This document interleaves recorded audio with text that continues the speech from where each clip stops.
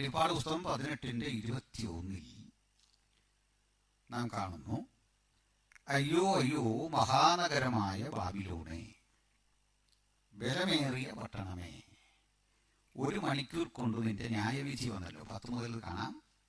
21 വരുമ്പോൾ, ശക്തനായൊരു ദൂതൻ തിരികല്ലോളം വലുതായൊരു കല്ലെടുത്ത് സമുദ്രത്തിൽ എറിഞ്ഞു കളഞ്ഞിട്ട് ഇങ്ങനെ ബാബിലോൺ എന്ന മഹാനഗരത്തെ ഹേമത്തോടെ നശിപ്പിച്ചു കളയുമെന്നും ആ പട്ടണം ഗുരുതരമായ തകർച്ചയ്ക്ക് വിധേയമാകുമെന്നും ഒക്കെ പരാമർശിച്ചു. അപ്പോൾ നമ്മൾ ചോദിച്ചു, in connection with the second coming of Christ, what should be the need of the destruction of Babylon? എന്താണ് ഈ ബാബിലോൺ തകരേണ്ടതിൻ്റെ കാരണം? അപ്പോൾ ദൈവത്തിന് why God is against Babylon? എന്തുകൊണ്ട് ദൈവം ബാബിലോണിനെ എതിരായിരിക്കുന്നു? ഇതിൻ്റെ ഒരു ചരിത്രം തേടി ഞങ്ങൾ പോകുകയായിരുന്നു. ചരിത്രത്തിൽ ബാബിലോണിന് മറ്റു ചില പേരുകളുണ്ട് എന്ന് പഠിച്ചു. ആ പേരുകളിൽ ഏറ്റവും പ്രധാനം മെസോപ്പൊട്ടേമിയ എന്നായിരുന്നു എന്നാണ് പഠിച്ചില്ലേ? എന്താ മെസോപ്പൊട്ടേമിയയുടെ അർത്ഥം? ലാൻഡ് ബിറ്റ്വീൻ 2 rivers, 2 നദികൾക്കിടയിലുള്ള സ്ഥലം.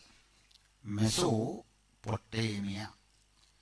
പൊട്ടാമോസ് നദി എന്നതിൻ്റെ ഏകവചനമാണ്, പൊട്ടേമിയ ദ്വിവചനമാണ്, അല്ലെങ്കിൽ നമ്മുടെ ഒരു ബഹുവചനം എന്നൊക്കെ പറയാം. അപ്പോൾ ഈ മഹാനഗരത്തിൻ്റെ ചരിത്രത്തിലെ പേരാണ് മെസോപ്പൊട്ടേമിയ. ബൈബിളിൻ്റെ പഴയ നിയമത്തിൽ അതിനെ ശിനാർ ദേശം എന്ന് വിളിക്കുന്നു എന്നും, പുതിയ നിയമത്തിൽ ചിലയിടത്ത് മെസോപ്പൊട്ടേമിയ എന്ന് തന്നെ കാണുന്നു എന്നും നമ്മൾ വിശദീകരിച്ചു. ആ 2 നദികളെക്കുറിച്ച് പറഞ്ഞു. ഏതൊക്കെയായിരുന്നു? യൂഫ്രട്ടീസും ടൈഗ്രീസും. അപ്പോൾ യൂഫ്രട്ടീസ് ടൈഗ്രീസ് തടങ്ങൾക്കിടയിലുള്ള മനോഹരമായ ആ ഫെർച്ചൈൽ ലാൻഡാണ് ശരിക്കും ബാബിലോൺ എന്ന് മനസ്സിലായി. ശിനാർ ദേശമെന്നും അതിന് പേരുണ്ടെന്ന് മനസ്സിലായി. ഇനി ഇവിടെ ഒരു രാജാവ് ചരിത്രത്തിൽ ആദ്യമായി, ലോകത്തിലെ തന്നെ ആദ്യത്തെ മാനുഷിക government, human administration in the history of world, or the origin of human administration or government begins with Babylon. ബാബിലോണിൽ നിന്നാണ് അതിന്റെ ആരംഭമെന്നും നമ്മൾ കണ്ടു. അത്രയും ഓർക്കുന്നുണ്ടല്ലോ. അടുത്തതായി നമ്മൾ ചർച്ച ചെയ്തത് ഈ ബാബിലോണിനെ കേന്ദ്രീകരിച്ച് അവിടെ ഭരണത്തിന് ആരംഭം കുറിച്ച രാജാവിൻ്റെ പേര് ഉൽപ്പത്തി 10:9 10:9 രേഖപ്പെടുത്തിയിരിക്കുന്ന അനുസരിച്ച് ആരാണ്? നിമ്രോദ്. അപ്പോൾ നിമ്രോദാണ് the first king or the ruler of the dynasty begins with king Nimrod. അപ്പം നിമ്രോദിൻ്റെ ആ ലാൻഡിൻ്റെ അതിരുമൊക്കെ നമ്മൾ പറഞ്ഞു. ശിനാർ ദേശത്ത് അക്കാദ്, കൽനെ, ഏരക്ക് ഇവയായിരുന്നു. ഈ ഏരക്ക് എന്നത് ഉറൂക്ക് എന്ന പദത്തിൻ്റെ അക്കാലിയൻ അനുഭവമാണ്. അതാണ് ആധുനിക ഇറാഖ്. ഇറാഖിലൂടെ നിന്നും യൂഫ്രട്ടീസ് ടൈഗ്രീസ് നദികൾ ഒഴുകുന്നെന്നും ഒക്കെ നമ്മൾ വിശദീകരിച്ചു. ബൈബിളിൽ ഈ നദികൾ മലയാളം ബൈബിളിൽ കിടക്കുന്നു, ഫ്രാത്തും ഹിദ്ദേക്കലും. മലയാളം ബൈബിളിൽ കിടക്കുന്ന ഫ്രാത്തിനാണ് യൂഫ്രട്ടീസ് എന്ന് പറയുക. ഫ്രാത്തോസ്, അതാണ് യൂഫ്രാട്ടോസ്. ഗ്രീക്കിലാണ് യൂഫ്രട്ടീസ് എന്ന് വരിക. ഫ്രാത്ത് എബ്രായ ഉപയോഗമാണ്, മലയാളം ബൈബിളിലാണ്. ഈ ബൈബിളിലെ നാമങ്ങൾ, പേരുകൾ മലയാളം ബൈബിളാണ് കറക്റ്റായിട്ടുള്ളത്. അതും കഴിഞ്ഞ ദിവസം പറഞ്ഞു അല്ലേ? ഇനി ഹിദ്ദേക്കലാണ് ടൈഗ്രിസ്. ഇത് പറഞ്ഞപ്പോൾ 2 നദികളുടെ പേരുടെ പറഞ്ഞു, പീശോനും ഗീഹോനും. അപ്പോൾ ആ പഴയ ഏതൻ നിലനിന്ന സ്ഥലമായിരുന്നു ഇതെന്ന് വരെ നമ്മൾ ചിന്തിച്ചു. അപ്പോൾ ഏതൻ നിലനിന്ന ആദംഹവമാർ ജീവിച്ചിരുന്ന ആ ഭൂപ്രദേശം എങ്ങനെയാണ് പിന്നീട് ദുർഭൂതങ്ങളുടെ പാർപ്പിടം, ദ ഹൗസ് ഓഫ് ഡിമണിക് സ്പിരിറ്റ്സ്, ഡിമണിക് ഫോഴ്സസിൻ്റെ വാസസ്ഥലമായി അതെങ്ങനെ മാറിയെന്നും ബൈബിൾ വീണ്ടും പറയുന്നത് വേശ്യമാരുടെയും മ്ലേച്ഛതകളുടെയും മാതാവ്. അങ്ങനെ പറഞ്ഞ് നമുക്ക് അമ്പരപ്പും അറപ്പും തോന്നുന്ന ഒരു ഭാഷയിൽ തിരുവചനത്തിൽ എന്തുകൊണ്ട് ഈ നാടിനെ വിളിച്ചെന്നും ഒക്കെയുള്ള ചരിത്രം പറഞ്ഞു. എൻ്റെ കാരണക്കാരൻ നിമ്രോദായിരുന്നെന്നും നിമ്രോദിലൂടെ ഒരു parallel culture against the people of God, ദൈവത്തിൻ്റെ ജനത്തിനെതിരെയുള്ള ഒരു സിവിലൈസേഷൻ രൂപപ്പെട്ടെന്നും ഒക്കെയുള്ള കാര്യങ്ങൾ നമ്മൾ ചർച്ച ചെയ്തു. ആ നിമ്രോദ് മരിച്ചെന്നും പിന്നീട് അയാളുടെ ഭാര്യ ഭരണത്തിലെത്തിയെന്നും ഒക്കെയുള്ള സംഭവം ഞാൻ പറഞ്ഞ അത് മുതലുള്ള കാര്യങ്ങൾ ബൈബിളിൽ നിന്നല്ല. പിന്നെ ബാബിലോണിയൻ ഹിസ്റ്ററി ആൻഡ് മീത്തോളജി. ബാബിലോണിയൻ മിത്തോളജിയിൽ ഈ നിമ്രോദ് ആരെന്ന് നിങ്ങൾ ഗൂഗിൾ ചെയ്താൽ കിട്ടും. നിമ്രോദാണ് പിൽക്കാലത്ത് ബാൽ എന്നറിയപ്പെടുന്ന ദേവൻ.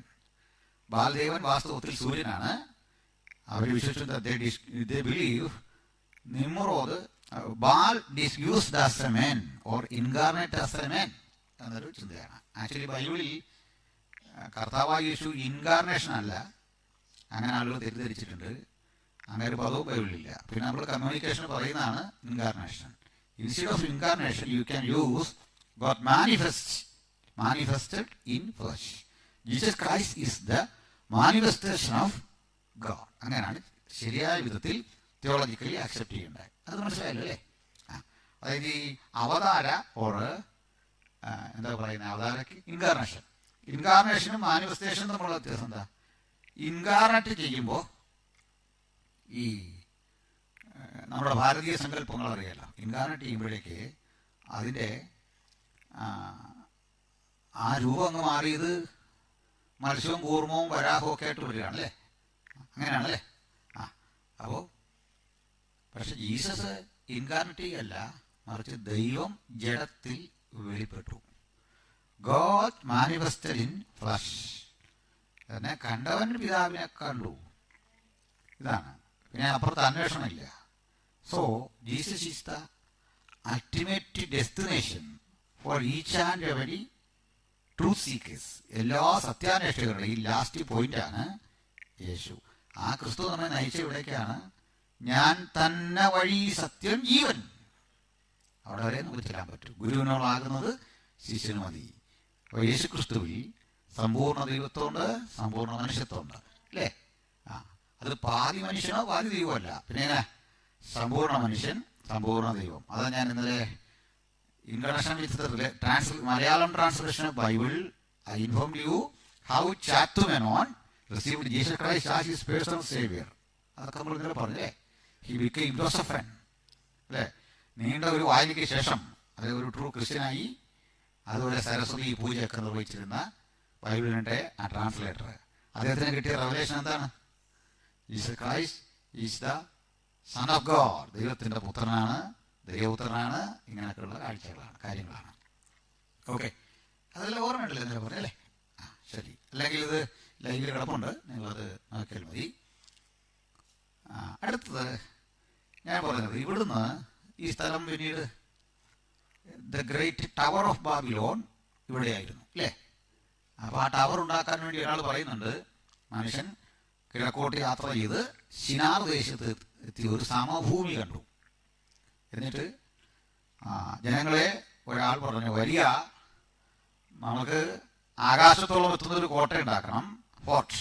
ദെൻ ലെറ്റ്സ് മേക്ക് എ ചെയ്ത അതിനു വേണ്ടിയിട്ട് വരിക എന്ന് വിളിക്കുമ്പോൾ ആള് വരണമെങ്കിൽ അധികാരമുള്ളവൻ വിളിച്ചാലേ വരുള്ളൂ. അതായത് ഞാനിവിടെ നിന്ന് വിളിച്ചാൽ വരാനാ, നിങ്ങൾ വിളിച്ചാൽ വരാനാ അല്ലേ? കൂട്ടുകാരൊക്കെ ഓരോരുത്തരേ ഉള്ളൂ. എന്നാൽ ഗവൺമെന്റ് ഓർഡർ ഇട്ടാൽ പോയാൽ പറ്റൂ അല്ലേ? നമ്മളെ അറിയാ, ലോകമൊക്കെ പേർ വഴി ആർത്തണമെന്ന് പറഞ്ഞപ്പോൾ നിയമത്തിന്റെ കാരക്കശ്യാവസ്ഥ ഉണ്ടോ? ഇതിനിപ്പോ ഒരു സ്ത്രീ ഇതേ അവസ്ഥ ഇരിക്കുകയാണെങ്കിൽ നമ്മളെന്ത് പറയും? നടക്കുകയില്ലെന്ന് സർക്കാരിനോട് പറയും. ശരിയല്ലേ? ഇന്ത്യയിലൊന്നും ഒട്ടും പറ്റില്ല, കേരളത്തിലൊട്ടും പറ്റില്ല. ചുമ്മാ ഈ സർക്കാരെ ഇവിടെ ഈ അവസ്ഥയിലൊന്നും ഒരു സ്ത്രീ കൊണ്ട് പേര് നിങ്ങൾ ഇങ്ങോട്ട് വാ ഇങ്ങനെ പറയത്തില്ലേ? എന്തുകൊണ്ടാണ്? ബിക്കോസ് ഡെമോക്രസി അല്ലേ? നമ്മൾ ഡെമോക്രസിയാണ്. ജനങ്ങൾക്കാണ് അധികാരം, ജനപ്രതിനിധിക്കല്ല. നമുക്ക് അധികാരം, മനസ്സിലല്ലേ? പണ്ട് മറിയ പോയേ പറ്റുമോ? പ്രസവിച്ച് കിടന്ന കുഞ്ഞിനെ കൊണ്ട് പോയേ പറ്റൂ. അപ്പൊ അധികാരമുള്ളവൻ വിളിച്ചാൽ പോണം, പോയേ പറ്റുള്ളൂ. അങ്ങനെ ഓട്ടോക്രസി നിലനിൽക്കുന്ന കാലം, ഓട്ടോക്രസി സ്വേച്ഛാധിപത്യം, ഒരുത്തിന്റെ ഇഷ്ടം, ആ നിലനിൽക്കുന്ന കാലഘട്ടത്തിൽ ആ വിളിച്ച ആള് നിമ്രോദ് അവിടുത്തെ കിങ്ങാണ്. ഈ വലിയൊരു ഇത് നിങ്ങൾക്ക് സിഗുരാറ്റ് എന്നടിച്ചാൽ ഇതിൻ്റെ ഡീറ്റെയിൽസ് കിട്ടും. സിഗുരാറ്റ് ZIGURRAT സിഗുരാറ്റ് എന്ന് പറയുന്ന അത് പിന്നീട് കണ്ടുപിടിച്ചാൽ മതി. ഈ അവിടെ പണി കഴിപ്പിച്ച ബാബിലോണിയൻ കോട്ടയുടെ അങ്ങനെ ഒരു സംഭവം ഉണ്ടായിരുന്നതിൻ്റെ അവശിഷ്ടങ്ങൾ പുരാവസ്തു വിജ്ഞാനികൾക്ക് കിട്ടി. Archaeological excavations also giving strong evidences for passage of ബൈബിളിൽ ആ പാസേജിന് കൃത്യമായിട്ടുള്ള തെളിവ് തരുന്നുണ്ട്. ഇവിടെ ഇങ്ങനെ കോട്ട ഉണ്ടായിരുന്നു. ഓക്കെ, വീഡിയോ ഇനി നമുക്ക് മുമ്പോട്ടല്ലോ. അത്രയും വരെ ഇന്നലെ വരാത്തവർക്ക് വേണ്ടി പറഞ്ഞാണ്, മനസ്സിലല്ലേ? ഇന്നലെ വന്ന പോലെ കാണുന്നില്ല, ജോലിക്ക് പോയതായിരിക്കും. അത് മനസ്സിലാക്കിയിട്ടാണോ? ഒരു പാർട്ടി ഇന്നലെ മിന്നിയ ഉന്നത ശ്രേഷ്ഠന്മാരും ഇന്ന് കാണുന്നില്ല. കോട്ടെ പുതിയ ആളുകൾ വരികയും ചെയ്തിട്ടുണ്ട്. ജോലിയുള്ളതുകൊണ്ടായിരിക്കും. ശരി, അപ്പോൾ ഞാൻ പറഞ്ഞെത്തിച്ച പ്രധാനപ്പെട്ട പോയിന്റ് ഇവിടുന്ന് ഈ സ്ഥലത്ത് നിന്നാണ് അബ്രഹാം ഇവിടെയാണ് ജീവിച്ചിരുന്നത്. ഊർ പട്ടണം അവിടെയായിരുന്നു. ഊർ എവിടെ? ഈ ബാബിലോണിലായിരുന്നു ഊർ പട്ടണം. തെളിവെടുത്തിരുന്നല്ലേ? എന്നാലും തെളിവ് തന്നെ ഓർമ്മേണ്ട. അപ്പോസ്തലപ്രവൃത്തി 7:2 തെളിവ് തന്നെ അല്ലേ? എന്താ തെളിവ് തന്നെ? സഹോദരന്മാരും പിതാക്കന്മാരുമായ പുരുഷന്മാർ. നമ്മൾ അതിനകത്ത് വേറെ ചില സംഗതികളൊക്കെ പറഞ്ഞല്ലേ? നിങ്ങൾ വരേണ്ടതായിരുന്നു. എനിക്കത് പറയാൻ പറ്റിയില്ല. പറഞ്ഞാൽ എനിക്ക് ഇവിടുന്ന് പോക്ക് നടക്കുക ഈ രാജ്യം വിട്ട്. അപ്പോൾ സഹോദരന്മാരും പിതാക്കന്മാരുമായ പുരുഷന്മാരെ, അത് നമ്മൾ കുറച്ചു നേരം അവിടെ നിന്ന് ഇത്തരം കാര്യങ്ങൾ നിന്ന് എതിർകക്ഷി ആലോചിക്കുന്നതിന് മുമ്പ് സ്ഥലം വിട്ടണമെന്നാണ് ഡിബേറ്റിന്റെ ഒരു തിയറി.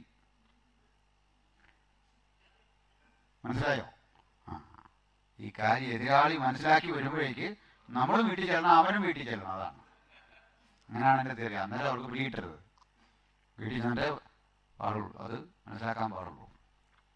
ശരി, അപ്പോൾ ഈ ഈ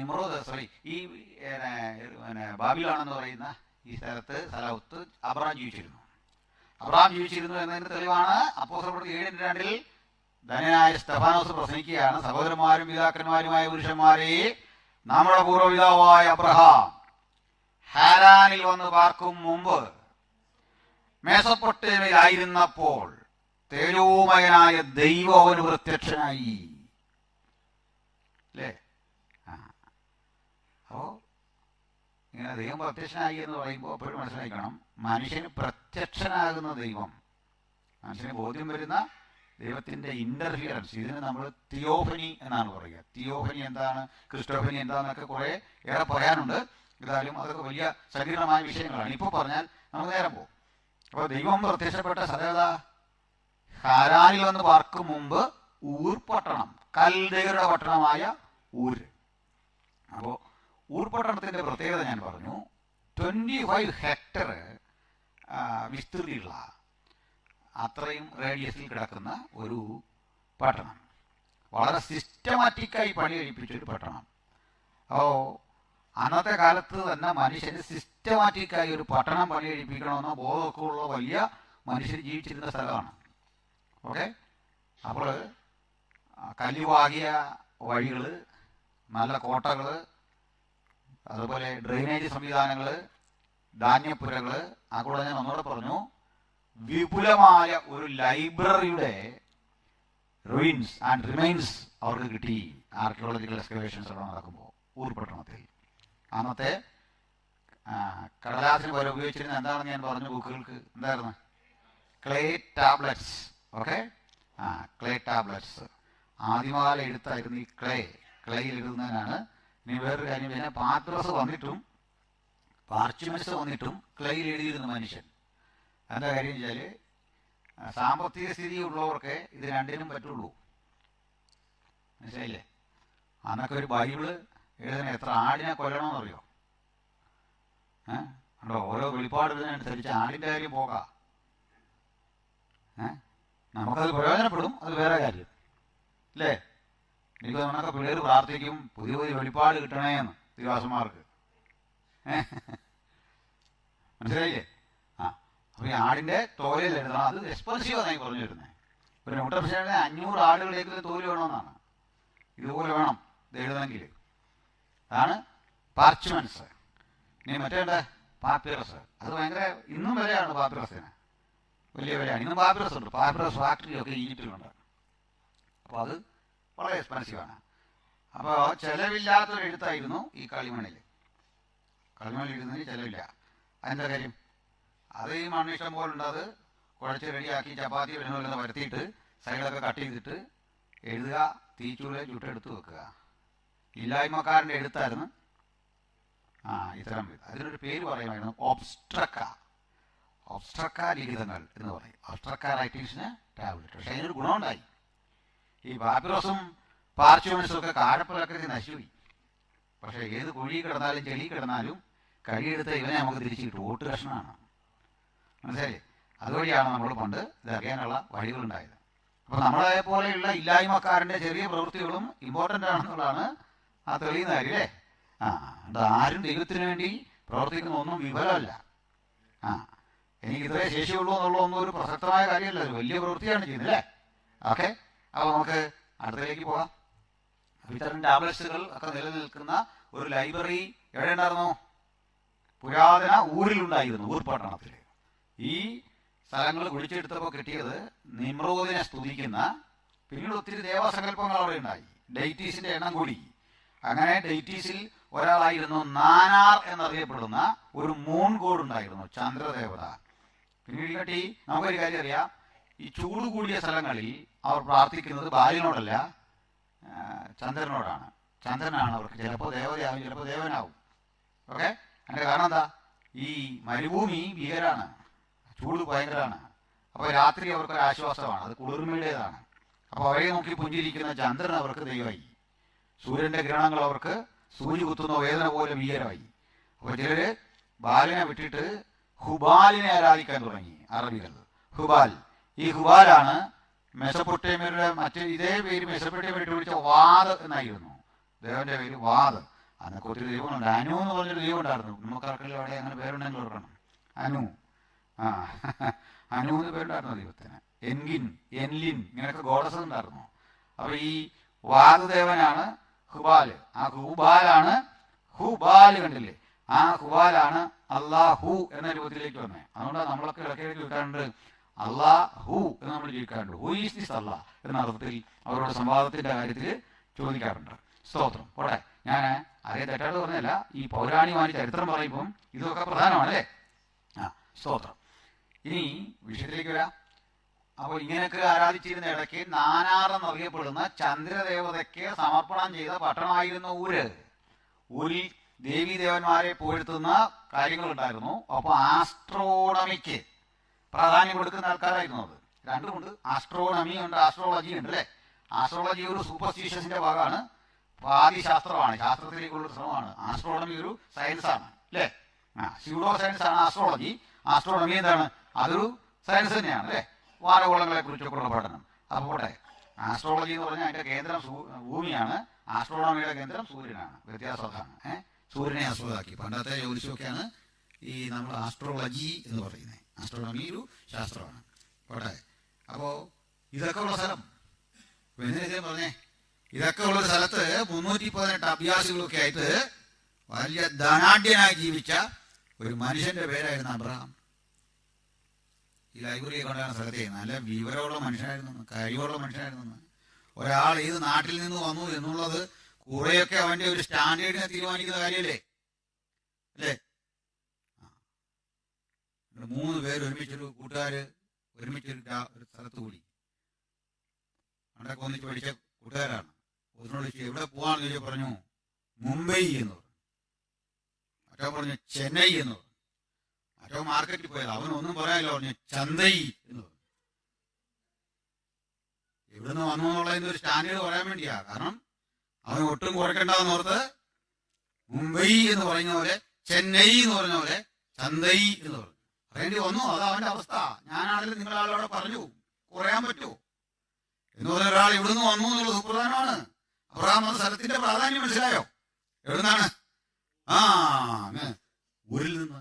പക്ഷേ ഇത്രയും കോടീശ്വരനെ തമ്പുരാനൊരു വിളി, അബ്രഹാമി നീ നിന്റെ വിധുഭവനമൊക്കെ വിട്ട് ചാർച്ചക്കാരെയൊക്കെ വിട്ട് ഞാൻ നിന്നെ കാണിപ്പാനിരിക്കുന്ന ദേശത്തേക്ക്. ആ, ഇവരെയൊക്കെ വിടാൻ പറഞ്ഞ എന്താണില്ലേ? പിന്നെ ഈ ചെറുക്കന്റെ ദേഹത്തേക്ക് അബ്രഹാം ഇതിനോട് വിമാനവിടെ കയറി അബ്രഹാമിന് സമനില തെറ്റിയെന്ന് പറഞ്ഞ് കയ്യെ കയറി പിടിക്കും. ഈ വീട്ടുകാരുടെ പുറകെ വന്നു കഴിഞ്ഞാൽ മനസ്സിലായില്ലേ? മറ്റേ യാഗമില്ലേ പിൽക്കാലത്തെ, മനസ്സിലായോ?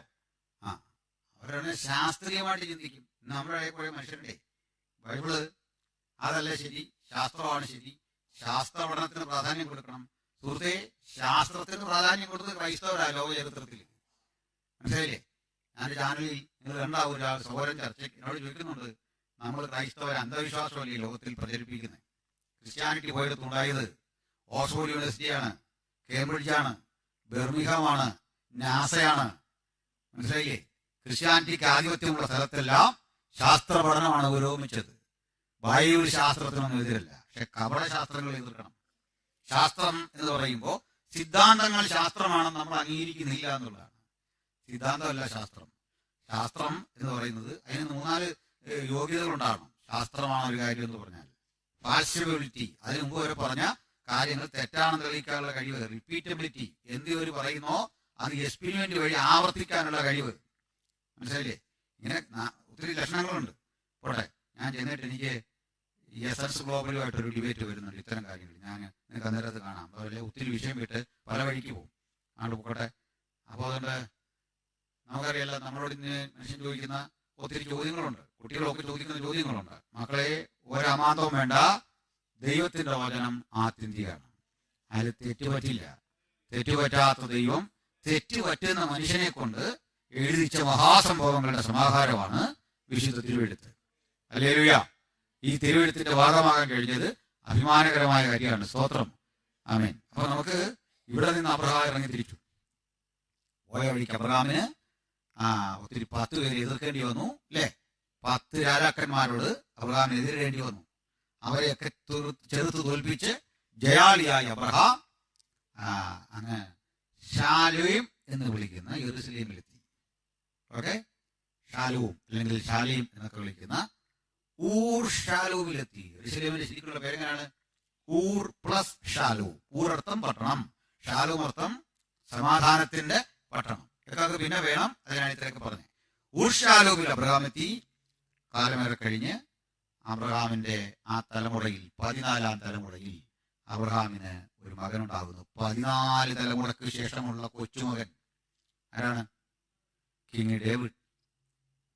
അദ്ദേഹത്തിന്റെ കഴിവും സാമർഥ്യവും ആത്മീയതയൊക്കെ ഞാൻ കഴിഞ്ഞ ദിവസം പറഞ്ഞാണ്, അല്ലേ? അദ്ദേഹത്തിന്റെ ഏറ്റവും വലിയ യോഗ്യത തന്നെയുണ്ട്. അവിടുന്ന് 28 തലമുറ കഴിഞ്ഞ് ജനിക്കാനിരിക്കുന്ന കൊച്ചുമകനെ മോനെ നല്ല വിളിക്കുന്നത് എന്റെ കർത്താവിനും, അല്ലേ? കർത്താവ് എന്റെ കർത്താവിനോട് അരുളി ചെയ്യുന്നത് ഇങ്ങനെയൊക്കെയല്ലേ? ശരി. അപ്പോ നമ്മൾ ഇന്നലെ അവിടെ പറഞ്ഞു, അല്ലേ? അവിടുന്ന് ഒരു വാക്യം നമ്മൾ വായിച്ചിരുന്നു, മാത്യു ചാപ്റ്റർ 1:17. somebody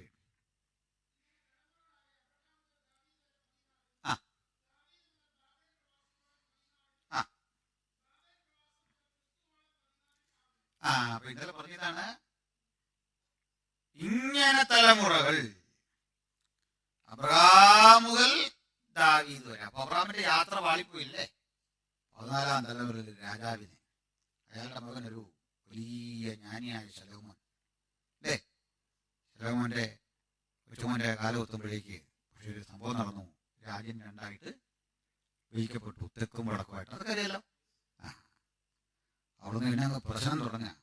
അല്ലെങ്കിലും വല്ലാത്ത ഒരു ജ്ഞാനി ഒരു ലോകം ഭരിക്കാൻ തുടങ്ങിയാൽ ഭയങ്കര നാശമായിരിക്കും. റേഡിയോ ഒരു രക്ഷയില്ല. മലയാളത്തിലൊരു ചൊല്ലുണ്ട്, ഈ മർമാണി അയാൾക്ക് എണ്ണ തേച്ച് കുളിക്കാൻ പോലും പറ്റിയത്. സ്വന്തം കുഞ്ഞിന് അല്പം എണ്ണ തേച്ച് കുളിപ്പിക്കണമെന്ന് വെച്ചാൽ കൊച്ചിയെത്തും. കാരണം തൊടുന്നല്ല മർമ്മം. മനസ്സിലായില്ലേ? ഇതേ അവസ്ഥ വരും. സോളമൻ ഭയങ്കര ജ്ഞാനിയാണ്. കൊച്ചുമക്കളുടെ കാലത്തുമ്പോഴത്തേക്ക് പരാജയം വന്ന് അവസാനം അടുത്ത 14 തലമുറ കഴിഞ്ഞപ്പോൾ എവിടെ എത്തി? ബാബിലോണിൽ തിരിച്ച്. അതല്ലേ നമ്മൾ ഇതിന്റെ അപകടം പറഞ്ഞു. അബ്രഹാമിന്റെ 28-ാം തലമുറ തിരികെ എവിടെ എത്തി? ബാബിലോണിൽ എത്തി. ശരി. അപ്പൊ നമ്മൾ ഇന്നലെ അവിടെ വരെ കൊണ്ടെത്തിച്ചു. ഇതാ ഇന്നലെ ഇവിടെ വാസ്തവത്തിൽ നടന്നത്. വേറെ അലമ്പോകളോ ഒന്നും ഇവിടെ നടന്നില്ല. നിങ്ങൾ ചിന്തിക്കുന്ന പോലെ വീഡിയോ ആരും തെറ്റിദ്ധരിക്കുന്ന പോലെ അടിയോ ബഹളോ അലമ്പോ ഒന്നും സാധാരണ നടക്കുന്ന പോലെ നമുക്കിടെ നടന്നിട്ടില്ല. ഇവിടെ വരെയാ നമ്മൾ ഇന്നലെ വന്നു.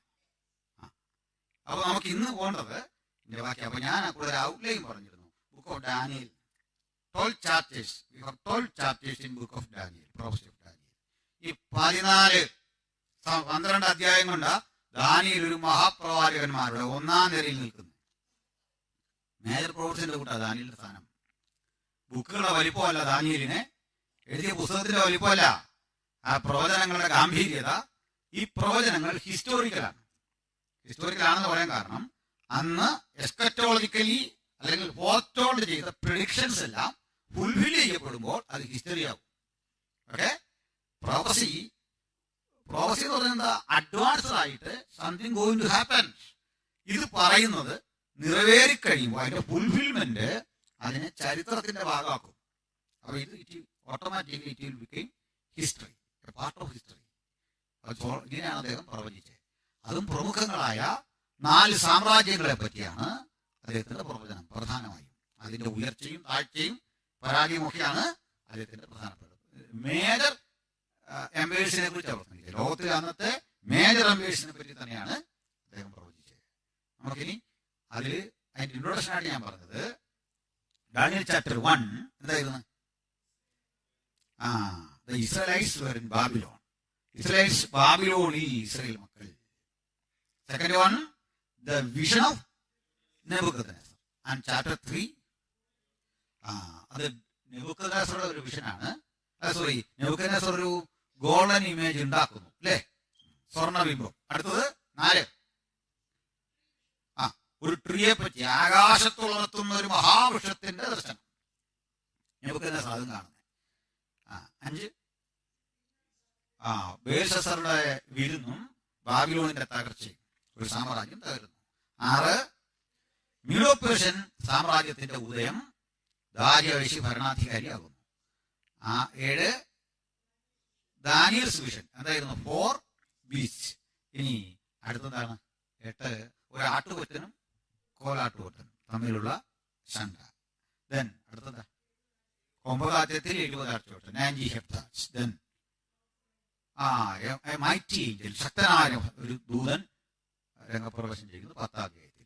11 അധ്യായത്തിൽ ഒരു വിക്രമനായി ഉപായബുദ്ധിയായ ഒരു റൂളർ എഴുന്നേൽക്കുന്നു, ഓർ ആന്റക്രൈസ്റ്റിന്റെ രംഗപ്രവേശം. Chapter 12 eternity, beginning of eternity. ഇതിലാണ് കാര്യം. ഞാൻ ഒന്നുകൂടെ പറയാം. ദാനിയേൽ 1 ഇസ്രായേൽ മക്കൾ ബാബിലോണിൽ. ദാനിയേൽ 2 രാജാവ് കണ്ട സ്വപ്നം. ദാനിയേൽ 3 ദൂരാസമഭൂമിയിലെ സ്വർണ്ണബിംബം. ദാനിയേൽ 4 ആകാശത്തോളം എത്തുന്ന വൃക്ഷത്തിന്റെ ദർശനം. ദാനിയേൽ 5 ബേൽഷസ്സറുടെ വിരുന്ന്. 6 മേദ്യനായ ദാരിയാവേശ് അധികാരത്തിലെത്തുന്നു. 7 തമ്മിൽ ഭേദിച്ചിരിക്കുന്ന 4 മഹാമൃഗങ്ങൾ കടലിൽ നിന്ന് കയറി വരുന്ന ദർശനം ദാനിയേൽ കാണുന്നു. 8 ആട്ടുകൊറ്റനും കോലാട്ടുകൊറ്റനും തമ്മിലുള്ള ആ യുദ്ധം. 9 70 ആഴ്ചവട്ടം. 10 ശക്തനായ ദൂതൻ. 11 എതിർക്രിസ്തു. 12 ദൈവമക്കളുടെ വിശ്രാമം. ഇത്രയാണ് ഇന്നലെ ഞങ്ങൾ പറഞ്ഞു നിർത്തിയത്. അതിൽ അവസാനം വന്ന ഭാഗമാണ് ദാനിയേൽ 1 ഇസ്രായേൽ മക്കൾ ബാബിലോണിൽ. ശദ്രക്ക്, മേശക്ക്, അബേദ്നെഗോ, ദാനിയേൽ ഒക്കെയുള്ള ആളുകൾ ഇപ്പോൾ ബാബിലോണിലെത്തി. അതായത് അപ്പൻ പണ്ട് 10 രാജാക്കന്മാരുടെ അധികാരഭൂമിയിലൂടെ ജയത്തോടെ കടന്നുപോയ മണ്ണിലൂടെ 28ാം തലമുറയിലെ കൊച്ചുമക്കൾ പീഡിതരായി അടിയേറ്റു വാങ്ങി ചാട്ടവാറിന് തല്ലിക്കൊണ്ട് കയ്യിൽ ചങ്ങല ധരിപ്പിച്ച് പഴയ തട്ടകത്തിൽ കൊണ്ടിട്ടു. ഇതാണ് പറഞ്ഞത്. അപ്പൊ വാക്യത്തിലെ അപകടം അല്ലേ? നമുക്ക് അവിടുന്ന് അങ്ങനെ തോറ്റുകൊടുക്കേണ്ട കാര്യമില്ല.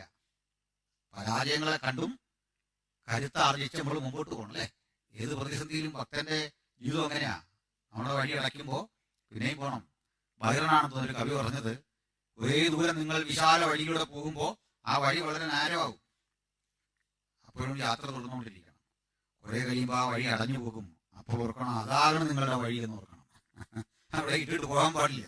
അവിടെയും കയറണം, ചാടിക്കടന്നു പോകണം. ഇങ്ങനെയാണ് വേണ്ടേ? അപ്പൊ നമുക്ക് ആ വഴി തന്നെ ചിന്തിക്കാം. നമ്മളിതാ ബാബിലോണിൽ അകപ്പെട്ടു.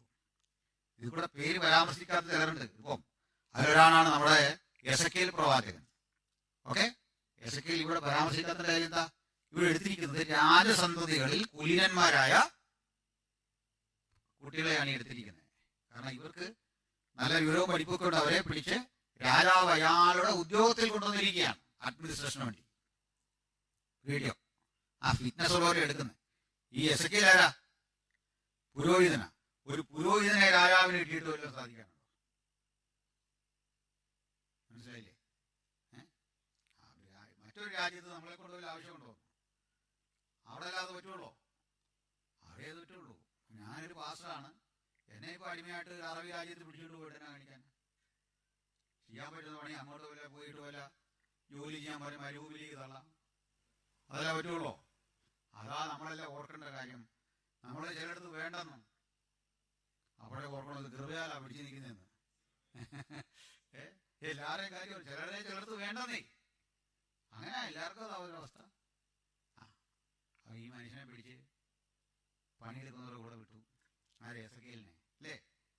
കഠിനമായി ഊഴിയവേല. ഊഴിയവേല എന്നൊരു പദപ്രയോഗം ബൈബിളിലുണ്ട്. എന്താ അതിൻ്റെ അർത്ഥം? പണത്തിന് പകരം ഫുഡ് കൊടുത്ത് പണിയിപ്പിക്കുക. ഓക്കെ, പണത്തിന് പകരം ഫുഡ് കൊടുക്കുക. ഈ ഇന്ത്യയിലൊക്കെ, നമ്മുടെ കേരളത്തിലൊക്കെ പണ്ട് അങ്ങനായിരുന്നു ജോലി. ഇന്ന് പൈസ ഇല്ല, പകരം ഭക്ഷണം കൊടുക്കുക, ഭക്ഷണത്തിന് പണിയണം. ഇങ്ങനെയായിരുന്നു ബ്രിട്ടീഷുകാർ വരുന്നിടം വരെ. പണിയെടുക്കുന്ന കൂലിപ്പണിക്കാരൊക്കെ പണം കണ്ടത്, ആദ്യമായിട്ട് കണ്ടതെന്ന് അറിയണ്ടേ, മെക്കോളെ പ്രഭുവിന്റെ നമ്മുടെ കേണൽ മൺറോ അവിടെ ദിവാനായിരിക്കുന്ന കാലത്താണ് ആദ്യം കൂലി കാണുന്നത്. അങ്ങനെ ചരിത്രം. അങ്ങനൊന്നും കൂലി കണ്ടിട്ടില്ല, പൈസ കിട്ടിയിട്ടില്ല. ഇപ്പോഴുണ്ട് ഊഴിയവേല. ഇസ്രായേൽ മക്കൾ അവിടെ പോയി ഈജിപ്റ്റ് ചെയ്തതും ഇതാണ്, ഊഴിയവേല. അപ്പോൾ ഇങ്ങനെയുള്ള പണിക്ക് വേണ്ടി എസെക്കിയേലിനെ വിട്ടു. ഒരു പുരോഹിതനെ എങ്ങനെ ജീവിച്ച ആളാണെന്ന് നോക്കണം അവിടെ അല്ലേ? തൻ്റെ രാജ്യത്ത് പുരോഹിതനാണ് ഏറ്റവും ശ്രേഷ്ഠം. ഒന്നാം സ്ഥാനം പുരോഹിതനായിരുന്നു, രാജാവിന് പോലുമല്ല. ആ രാജ്യത്ത് അങ്ങനെ ജീവിച്ച പുരോഹിതനെ ഇവിടെ കൊണ്ടിട്ടു. പക്ഷേ എസെക്കിയേൽ അവിടെ തോറ്റു കൊടുക്കില്ല. ആ പ്രവചനം അവിടെ രൂപപ്പെടുന്നല്ലേ. അദ്ദേഹത്തിൻ്റെ പ്രവചനം എന്തൊരു ആവേശമാണ്. 30 ആണ്ട് 4-ാം മാസം 5-ാം തീയതി കേബാർ നദിയുടെ തീരത്ത് ഞാൻ ഇരിക്കുമ്പോൾ സ്വർഗം തുറന്നിരിക്കുന്നത് കണ്ടു. യെരുശലേമിൽ വെച്ച് കാണാത്ത കാഴ്ച, ആലയത്തിൽ ധൂപം കാണിച്ചപ്പോൾ കാണാത്ത കാഴ്ച കാണാൻ വേണ്ടി ദൈവം മരുഭൂമിയിൽ കൊണ്ടിട്ടു. ദൈവത്തിൻ്റെ ചില പ്രവൃത്തികൾ അങ്ങനെയാണ്. ആരും കാണാത്ത കാഴ്ചകൾ കാണാൻ നമ്മെ ചിലപ്പോൾ എടുത്തെറിയുന്ന ഇടത്ത് പരാജയമെന്ന് ആദ്യം തോന്നിയാലും ആത്യന്തികമായിട്ടത് ജയമാണ്. അവിടെ കിടന്നുകൊണ്ട് ആ വരാനിരിക്കുന്ന ലോകത്തിന് സംഭവിക്കാൻ പോകുന്ന നിരവധി കാര്യങ്ങൾ എസെക്കിയേൽ പ്രവചിച്ചു. ഗോഗ് മാഗോഗ് യുദ്ധമൊക്കെ അവസാനം വരാൻ പോകുന്ന വാർ ബിറ്റ്വീൻ ഇസ്രായേൽ ആൻഡ് റഷ്യ, ഇതെല്ലാം പ്രവചിക്കുന്ന 38 അധ്യായമുണ്ട്. ഗോഗ് മാഗോഗ് എന്നൊക്കെ പറഞ്ഞു കേട്ടിട്ടുണ്ട്. ഇതെല്ലാം എസെക്കിയേൽ പ്രവചിക്കുന്നത് അവിടെ കിടന്നുകൊണ്ടാണ്. സ്തോത്രം.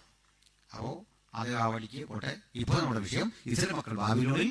നമുക്ക് വേണ്ടത് ശദ്രക്, മേശക്, അബേദ്നെഗോ അല്ലേ, ദാനിയേൽ, ഈ പ്രവാചകന്മാരാണ്. 1-ാം അധ്യായത്തിൽ നമ്മൾ പരിശോധിച്ച് വരുമ്പോൾ ഒരു കാര്യം കാണാം. ഇവർ യഥാർത്ഥ പേര് മാറ്റി അവർക്കിണങ്ങുന്ന ഒരു പേരിട്ടു. അങ്ങനെ വിളിക്കാൻ തുടങ്ങി. അങ്ങനല്ലേ? യഥാർത്ഥ പേര് വേറെയാണ്. അവരെ ഒരു പേര്, ഇവിടുത്തെ ഒരു പേരും ഒക്കെ ഇട്ടത്. അങ്ങനെ പേരിടാൻ കാരണം ഇവരെയും കുഴപ്പമില്ല. ഈ ഇസ്രായേൽസിന്റെ പേര് ഈ ബാബിലോണിയർക്ക് വഴങ്ങുകയില്ല. മനസ്സിലായില്ലേ? അപ്പൊ എന്തെങ്കിലും ഇട്ടൊന്ന് വിളിക്കണ്ടേ? മനസ്സിലായോ? നമ്മുടെ പേര് പോലും മനസ്സിലാകുകയില്ല, എന്തെങ്കിലും ഇട്ട് വിളിക്കണ്ടേന്ന്. അന്നേരം ഒരു കാര്യം മനസ്സിലാക്കിയോ, നമ്മുടെ പേര് നമുക്ക് വേണ്ടിയുള്ളതല്ല, വല്ലവനും വിളിക്കാനാണ്. എൻ്റെ ജീവിതത്തിൽ ഇതുവരെ ഞാൻ എന്നെ പേര് വിളിച്ചിട്ടില്ല. വർഷം ഇത്രയായി. ഓർക്കുമ്പോൾ എനിക്ക് തന്നെ ലജ്ജ തോന്നുന്നു. ഞാൻ ഇന്നുവരെ എന്നെ പേര് വിളിച്ചിട്ടില്ലല്ലോ. അച്ഛാന്നോ ചേട്ടാന്നോ ഒന്നും ഞാൻ എന്നെ ഇതുവരെ വിളിച്ചിട്ടില്ല. എടാന്ന് പോലും ഞാൻ വിളിച്ചിട്ടില്ല. കാരണം മനസ്സിലായോ, എൻ്റെ പേര് എനിക്ക് വേണ്ടിയല്ല, നിങ്ങൾക്ക് വേണ്ടിയാണ്. മനസ്സിലായില്ല? അത്ര ഉള്ള കാര്യം. എന്തെങ്കിലും ഇട്ട് വിളിക്കട്ടെ. അല്ലെ തന്നെ നമുക്ക് പേരുണ്ടെങ്കിൽ തന്നെ ഈ ഭാര്യമാരെന്തെങ്കിലും വിളിക്കും. ഷേ ദേ ഇങ്ങനെയല്ലേ വിളിക്കുന്നേ? നമുക്ക് തിരിഞ്ഞു നോക്കാതിരിക്കാനൊക്കോ? നമ്മുടെ അവസ്ഥ ഇതായിപ്പോയി. ഇവരെ പറഞ്ഞിട്ട് കാര്യമുണ്ടോ? പേര് മാറ്റി. 2-ാം ഘട്ടം കാണുമ്പോൾ പേരിൽ നിന്ന് അടുത്ത ഘട്ടത്തിലേക്ക് ചോദിച്ചു, ആഹാരം മാറ്റി. 3-ാം ഘട്ടം ആരാധന മാറ്റി. കണ്ടോ വരുന്ന വരവ് ഘട്ടം ഘട്ടമായിട്ട് വരിക. ഈവിൾ സ്പിരിറ്റിന്റെ പരിപാടി അങ്ങനെയാണ്. ആദ്യം പറ്റുന്നയിടത്ത് പതുക്കെ പതുക്കെ പതുക്കെ വന്ന് അവസാനം വീഴുക. അപ്പൊ നമ്മൾ അതിലേക്ക് പോവാ. പേര് പോട്ടെന്ന് വെച്ചു. ഭക്ഷണം മുതൽ ഈ കുട്ടികൾ ചെറുത്തു അല്ലേ?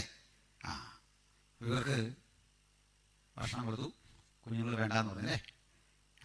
ഭക്ഷണം മോശമായിട്ടൊന്നുമല്ല കേട്ടോ, നല്ല ഫുഡാണ്, ടേസ്റ്റി ഫുഡാണ്. കാരണം ഇത് രാജകീയ ഭോജനം കൊടുക്കുന്നതെന്ന്. അതാ ഇന്നത്തെ ക്ലാസ്സിൽ പഠിക്കാൻ പോകുന്നത്. നമ്മൾ 5-ാം അധ്യായം വരെ പോകും. എങ്ങനെ നമ്മൾ 5-ാം അധ്യായം വരെ പോകുമെന്ന് ഓർത്ത് നിങ്ങൾ ആശങ്കപ്പെടേണ്ട. അത് കണ്ടാൽ നിങ്ങൾ അത്ഭുതപ്പെടുക. ആ പോക്ക് ഇത് യഹോവയാൽ സംഭവിച്ചു. അത് നമ്മൾ പോകാൻ തുടങ്ങാണ്. കാരണം അപ്പുറത്ത് ചെല്ലണം അതിനാ. അപ്പോൾ ഈ ഭക്ഷണം ഇവർക്ക് കൊടുത്തു. കുഞ്ഞുങ്ങളെന്താ പറഞ്ഞു? രാജാവേ, അല്ലേ ഞങ്ങൾക്കിത് വേണ്ട.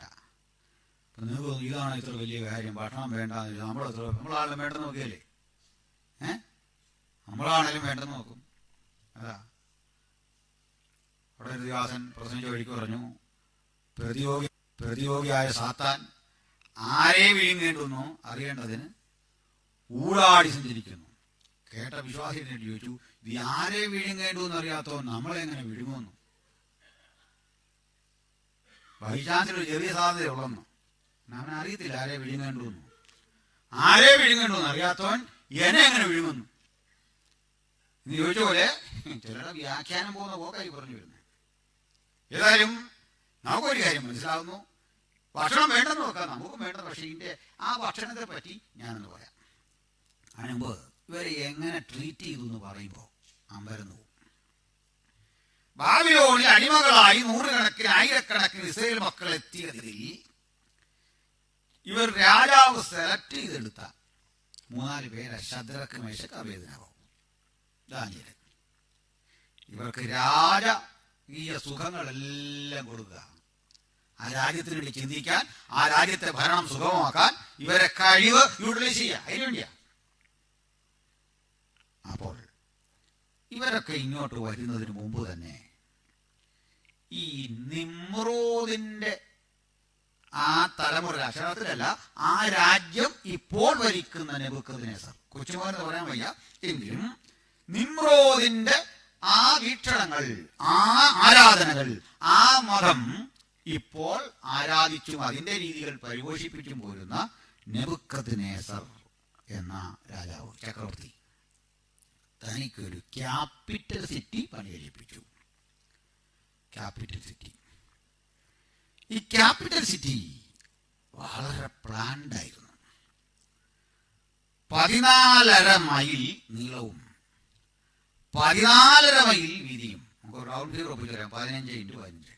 14.5 കണക്കൂട്ടി ആകപ്പാടെ വേറൊരു പ്രശ്നം ഉണ്ടാക്കണ്ട. ഏതാണ്ട് ഒരു 60 മൈൽ ചുറ്റളവുള്ള ഒരു ബൃഹത് പട്ടണം. ഈ പട്ടണത്തിന്റെ ഒത്ത നടുവിലൂടെ യൂഫ്രട്ടീസ് നദി ഒഴുകിയിരുന്നു. നദിക്കക്കരയും ഇക്കരയുമായി പട്ടണം സമ അളവിൽ കിടന്നിരുന്നു.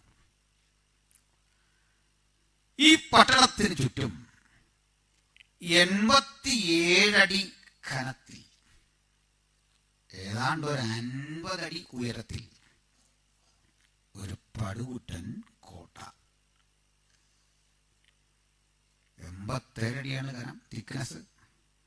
ഉയരം ഏകദേശം 50 അടി. 50 അടി ഉയരമുള്ള ഈ കോട്ടയ്ക്ക് മുകളിൽ കൂടി 2 വീതം കുതിരകളെ കെട്ടിയ 6 രഥങ്ങൾക്ക് സമാന്തരമായി സഞ്ചരിക്കാനുള്ള സൗകര്യമുണ്ടായിരുന്നു. ഹൈവേ കണക്കാണ് മുകൾ ഭാഗം. ഇതിന്റെ മുകളിൽ ഗോപുരങ്ങൾ, അതിന്റെ നിശ്ചിത ഇടങ്ങളിൽ വീണ്ടും തലയുയർത്തി നിൽക്കുന്ന സ്തംഭങ്ങൾ, തൂണുകൾ. വളരെ ഡെക്കറേറ്റഡായ ഒരു വലിയ കോട്ട. ഈ കോട്ടയുടെ മുകളിൽ കൂടി ജാഗരൂകരായി ബാബിലോന്യ പട്ടാളം. നിശ്ചിത ഇടങ്ങളിൽ പ്രത്യേകതര റൂമുകളുണ്ട്, ഫോർട്ടുകളുണ്ട്. അതിലിരുന്നു കൊണ്ട് ദൂരത്ത് നിന്ന് വരുന്ന ശത്രുക്കളുടെ സാന്നിധ്യം തിരിച്ചറിഞ്ഞ് താഴേക്ക് വിവരം കൊടുക്കാൻ വേണ്ടി ഉദ്യോഗസ്ഥരാക്കിയിട്ടുണ്ട്. ഇവിടെ ആയുധപ്പുരകളുണ്ട്. ഇവിടെ പട്ടാളക്കാർ ജാഗരൂകരായി നിൽക്കുന്നുണ്ട്. ഇതാണ് ഈ കോട്ട. കോട്ടയ്ക്കുള്ളിലേക്ക് കടക്കാൻ 1 2 അല്ല 100 വാതിലുകൾ ഉണ്ടായിരുന്നു. 100 വാതിൽ. ഈ 100 വാതിൽ കൂടാതെ ഒരു പ്രധാന പ്രവേശന കവാടം ഉണ്ടായിരുന്നു, മെയിൻ ഗേറ്റ്. ആ മെയിൻ ഗേറ്റ് താമ്രപാളികൾ അടുക്കി വെച്ച് അത് സ്ക്രൂ ചെയ്ത് ഇരുമ്പ് ഓടാമ്പൽ ഘടിപ്പിച്ച് നിർമ്മിച്ചതാണ് അതിനടപ്പ് വാതിൽ. ഇതിലേക്ക് അകത്ത് കിടക്കണമെങ്കിൽ മനുഷ്യൻ തള്ളിയാൽ തുറക്കാൻ വയ്യ, വലിച്ചാലും തുറക്കത്തില്ല. പരിശീലനം സിദ്ധിച്ച ആനകൾ കെട്ടിവലിച്ചു മാത്രം തുറക്കുന്ന വാതിൽ. ഇത് ആണ്ടിൽ 4-5 തവണയെ തുറക്കൂ. എന്താണ് കാരണം? രാജാവിന്റെ ബർത്ത്ഡേ, ദേവന്റെ തിരുനാളിൽ, ഉത്സവ പ്രതീതിയുള്ള ചില ദിനങ്ങളിൽ, ഒറ്റ വാക്കിൽ പറഞ്ഞാൽ നാഷണൽ ഹോളിഡേയ്സ് ഒക്കെ സെലിബ്രേറ്റ് ചെയ്യേണ്ടി വരുമ്പോൾ അന്നേ തുറക്കൂ. ബാക്കി സമയങ്ങളിൽ എന്ത് ചെയ്യും? ഈ 100 വാതിലിൽ ഏതെങ്കിലും ഒന്ന് തുറക്കും. സുരക്ഷ പരിഗണിച്ച് ഒരെണ്ണമേ തുറക്കൂ. ഇന്ന് തുറന്ന വാതിൽ നാളെ തുറക്കില്ല. ഏത് വാതിൽ എപ്പോൾ തുറക്കും, രാജാവ് ഏതുവഴി പുറത്തു പോകുമെന്ന് രാജാവിനും അടുത്ത അനുചരനുമേ അറിയൂ. പിന്നെ അടഞ്ഞു കിടക്കും. ചുരുക്കി പറഞ്ഞാൽ ബാബിലോന്യ കോട്ട സദാ അടഞ്ഞു കിടക്കുന്ന വാതിലുകൾ കൊണ്ട് ശ്രദ്ധേയമാണ്. ഇനി ഇതൊക്കെയാണെങ്കിലും ഇവിടെ വരെ വന്ന സ്ഥിതിക്ക് നമുക്ക് ഇതിനകത്ത് കടക്കണം വേണ്ടേ? നമ്മൾ കിടക്കും. കാരണം അറിയോ, നമ്മൾ മലയാളികളാണ്. എങ്ങനെങ്കിലും കിടക്കാതിരിക്കാൻ പറ്റുമോ? മലയാളി ആയിപ്പോയി എന്ന ഒറ്റ കാരണത്താൽ നമ്മളെല്ലാം ഇതിനകത്ത് കിടക്കും. എതിരെയാണെന്നൊന്നും പറയാൻ പറ്റിയില്ല, എങ്ങനെയാണ് തീർന്നു ഉറപ്പ് കാര്യമാണ്. വലിയേറി മുകളിൽ ചെല്ലുമ്പോൾ ഒരു കാഴ്ച, ഇതുവഴി അങ്ങോട്ട് ഇറങ്ങാൻ വയ്യ. നമ്മൾ പുറത്ത് കണ്ടതുപോലെ അകത്ത് പൊക്കം കുറഞ്ഞൊരു മതിലുണ്ട്, അല്പം സ്പേസ് അവിടെ ഉണ്ട് താനും. വലിയ മതിലിനകത്ത് ഒരു ചെറിയ മതിൽ. ആ വൻമതിലിൽ നിന്ന് ചെറിയ മതിലിലേക്ക് തിരികെ ഇങ്ങനെ ഭിത്തി കെട്ടി ധാരാളം കളങ്ങൾ. അതിലെല്ലാം യൂഫ്രട്ടീസ് നദിയിലെ വെള്ളം അടിമകളെ കൊണ്ട് ചക്രം ചവിട്ടി കറക്കി പമ്പ് ചെയ്യിച്ച് നിറച്ചിരിക്കുക. അതിൽ മുതലകളെ വളർത്തുകയാണ്. ഒരുത്തിനും രക്ഷപ്പെടാൻ വയ്യ. മനസ്സിലായോ? സുരക്ഷ. ഇതിനകത്തേക്ക് ഇനി അതുവഴി പോകണ്ട, നമുക്ക് എങ്ങനെയെങ്കിലും മെയിൻ ഡോർ വഴി കാലെ കയ്യെ പിടിച്ച് അകത്ത് പോവാം. മെയിൻ ഡോർ തുറന്നു. ഈ അറ്റം മുതൽ അങ്ങേ അറ്റം വരെ അന്തമില്ലാത്ത വിധത്തിൽ കിടക്കുന്ന പോലെ വളവും തിരിവുമില്ലാത്ത ഒരൊറ്റ പാത. ആ വഴിയുടെ 2 ഓരത്തും, വിശാലമായ ആ റോഡിന്റെ 2 ഓരത്തും തണൽ മരങ്ങൾ നട്ടു വളർത്തിയിരിക്കുന്നു. ആ തണൽ മരങ്ങളുടെ ശിഖരം പരസ്പരം മുട്ടി ഉരുമി നിൽക്കുക. ഒരു ഗുഹയിൽ കൂടി പോകുന്ന പ്രതീതിയിലാണ് നമ്മുടെ യാത്ര. നല്ല കുളിർമ, നല്ല സുഖം, മനോഹരമാണ് ഈ സ്ഥലം കാണാൻ. കേട്ടല്ലോ എന്തൊരു ഭംഗിയാ നോക്കി. ഇതൊക്കെ രാജാവ് പറയുന്നത്, ഞാൻ എൻ്റെ മഹത്വത്തിൻ്റെ പ്രതാപത്തിനായി പടുത്തുയർത്തിയ മഹതിയാം ഭാവിയിലല്ലയോ ഇത്, അല്ലേ? ഇതൊക്കെയാണെങ്കിലും ഒരു കാര്യം ഓർത്തപ്പറ, ഈ രാജാവ് ഒരു വനവാസിയായ പെൺകുട്ടിയെ, ഒരു കാട്ടു രാജാവിൻ്റെ മകളെ വിവാഹം കഴിച്ചിരുന്നു. ഒത്തിരി കല്യാണത്തിൻ്റെ ഒരു കല്യാണം. അവൾ ഈ നഗരവും പട്ടാളക്കാരുടെ ബാൻഡ്യമേളവും ചാട്ടവും ഒക്കെ കണ്ട അവൾ കാട്ടി ജനിച്ചു കൊള്ളുന്ന പെണ്ണല്ലേ. അവൾ ആകെ പേടിച്ചു പോയി. രാജാവ് അവളെ തിരികെ വീട്ടിലെത്തിച്ചിട്ട് 3 വർഷത്തിനകം തിരിച്ചു കൊണ്ടുവന്നു. ഇതിനാണെന്നറിയില്ലേ? ഇവൾക്ക് വേണ്ടി ഇതിനകത്തൊരു വനമുണ്ടാക്കി. ആ വനം പ്ലാൻ ചെയ്തെടുത്ത ഒരു മട്ടുപ്പാവാണ്. പ്രത്യേക തരത്തിൽ ഒരു മല പ്ലാൻ ചെയ്തിരിക്കുക. 450 ഉയരമാണതിന്. കൃത്രിമ മല. അതിൽ ഓരോ തട്ടിലേക്ക് വെള്ളം ചവിട്ടി കറക്കി കയറ്റി ഏറ്റവും മുകളിൽ നിന്ന് ആ വെള്ളം വീണ്ടും തിരികെ ഒഴുകുമ്പോൾ ഒരു ജലധാര. അവിടെ എല്ലാം ഫലമരങ്ങൾ, നല്ല പൂക്കളുള്ള മരങ്ങൾ, മുകളിൽ ഒരു കൊട്ടാരം വീണ്ടും ഇവർക്ക് ഒരുമിച്ച് പാർക്കാൻ. ഇതായിരുന്നു നെബൂഖദ്നേസർ. കണ്ടോ, ഭാര്യയ്ക്ക് ചെയ്തു കൊടുക്കുന്ന എന്തൊക്കെയാണെന്ന് ആലോചിച്ച്. ഇവിടെ ഒരു സാരി വാങ്ങാൻ പറയുമ്പോൾ എന്ത് പാടാന്ന് ആലോചിച്ച് നാട്ടിലൊക്കെ. എന്താ ഭാര്യയെ പരിഗണിച്ച രീതി കണ്ടോ? ഇതൊന്നും പറയാൻ പാടില്ലാത്ത പെണ്ണുങ്ങൾ സ്വസ്ഥത ചെയ്യല. നിങ്ങൾ ആലോചിച്ച് നോക്ക്. നെബൂഖദ്നേസർ എങ്ങനെയാ ഭാര്യയെ കരുതിയെന്നല്ലേ? ഇങ്ങനെയായിരുന്നു. ഞാൻ ചുമ്മാ പറഞ്ഞല്ല, ഇത് നിങ്ങൾ ഗൂഗിൾ ചെയ്താൽ കിട്ടും. ദ ഹാങ്ങിങ് ഗാർഡൻ ഓഫ് ബാബിലോണിയ. കാരണം ഇത് എവിടെ നിന്ന് നോക്കിയാലും തൊട്ടടുത്താന്ന് തോന്നും. തൊട്ടടുത്താണ്, എതിരെ സഞ്ചരിച്ചാലും തോന്നുന്ന വിധത്തിൽ അതിൻ്റെ പണി അത്ര ഭംഗിയാണ്.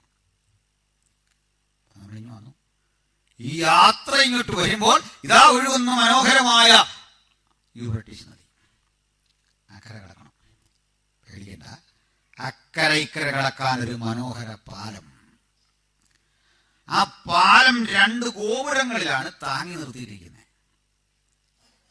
ആ ഗോപുരത്തിനുള്ളിലേക്ക് കടന്നാൽ നേരെ പാലമുണ്ട്. ആ പാലത്തിന്റെ കൈവരികൾ താമ്ര നിർമ്മിതമാണ്. അത് മേക്കി തേച്ച് ഭംഗിയാക്കി വെച്ചിരിക്കുക.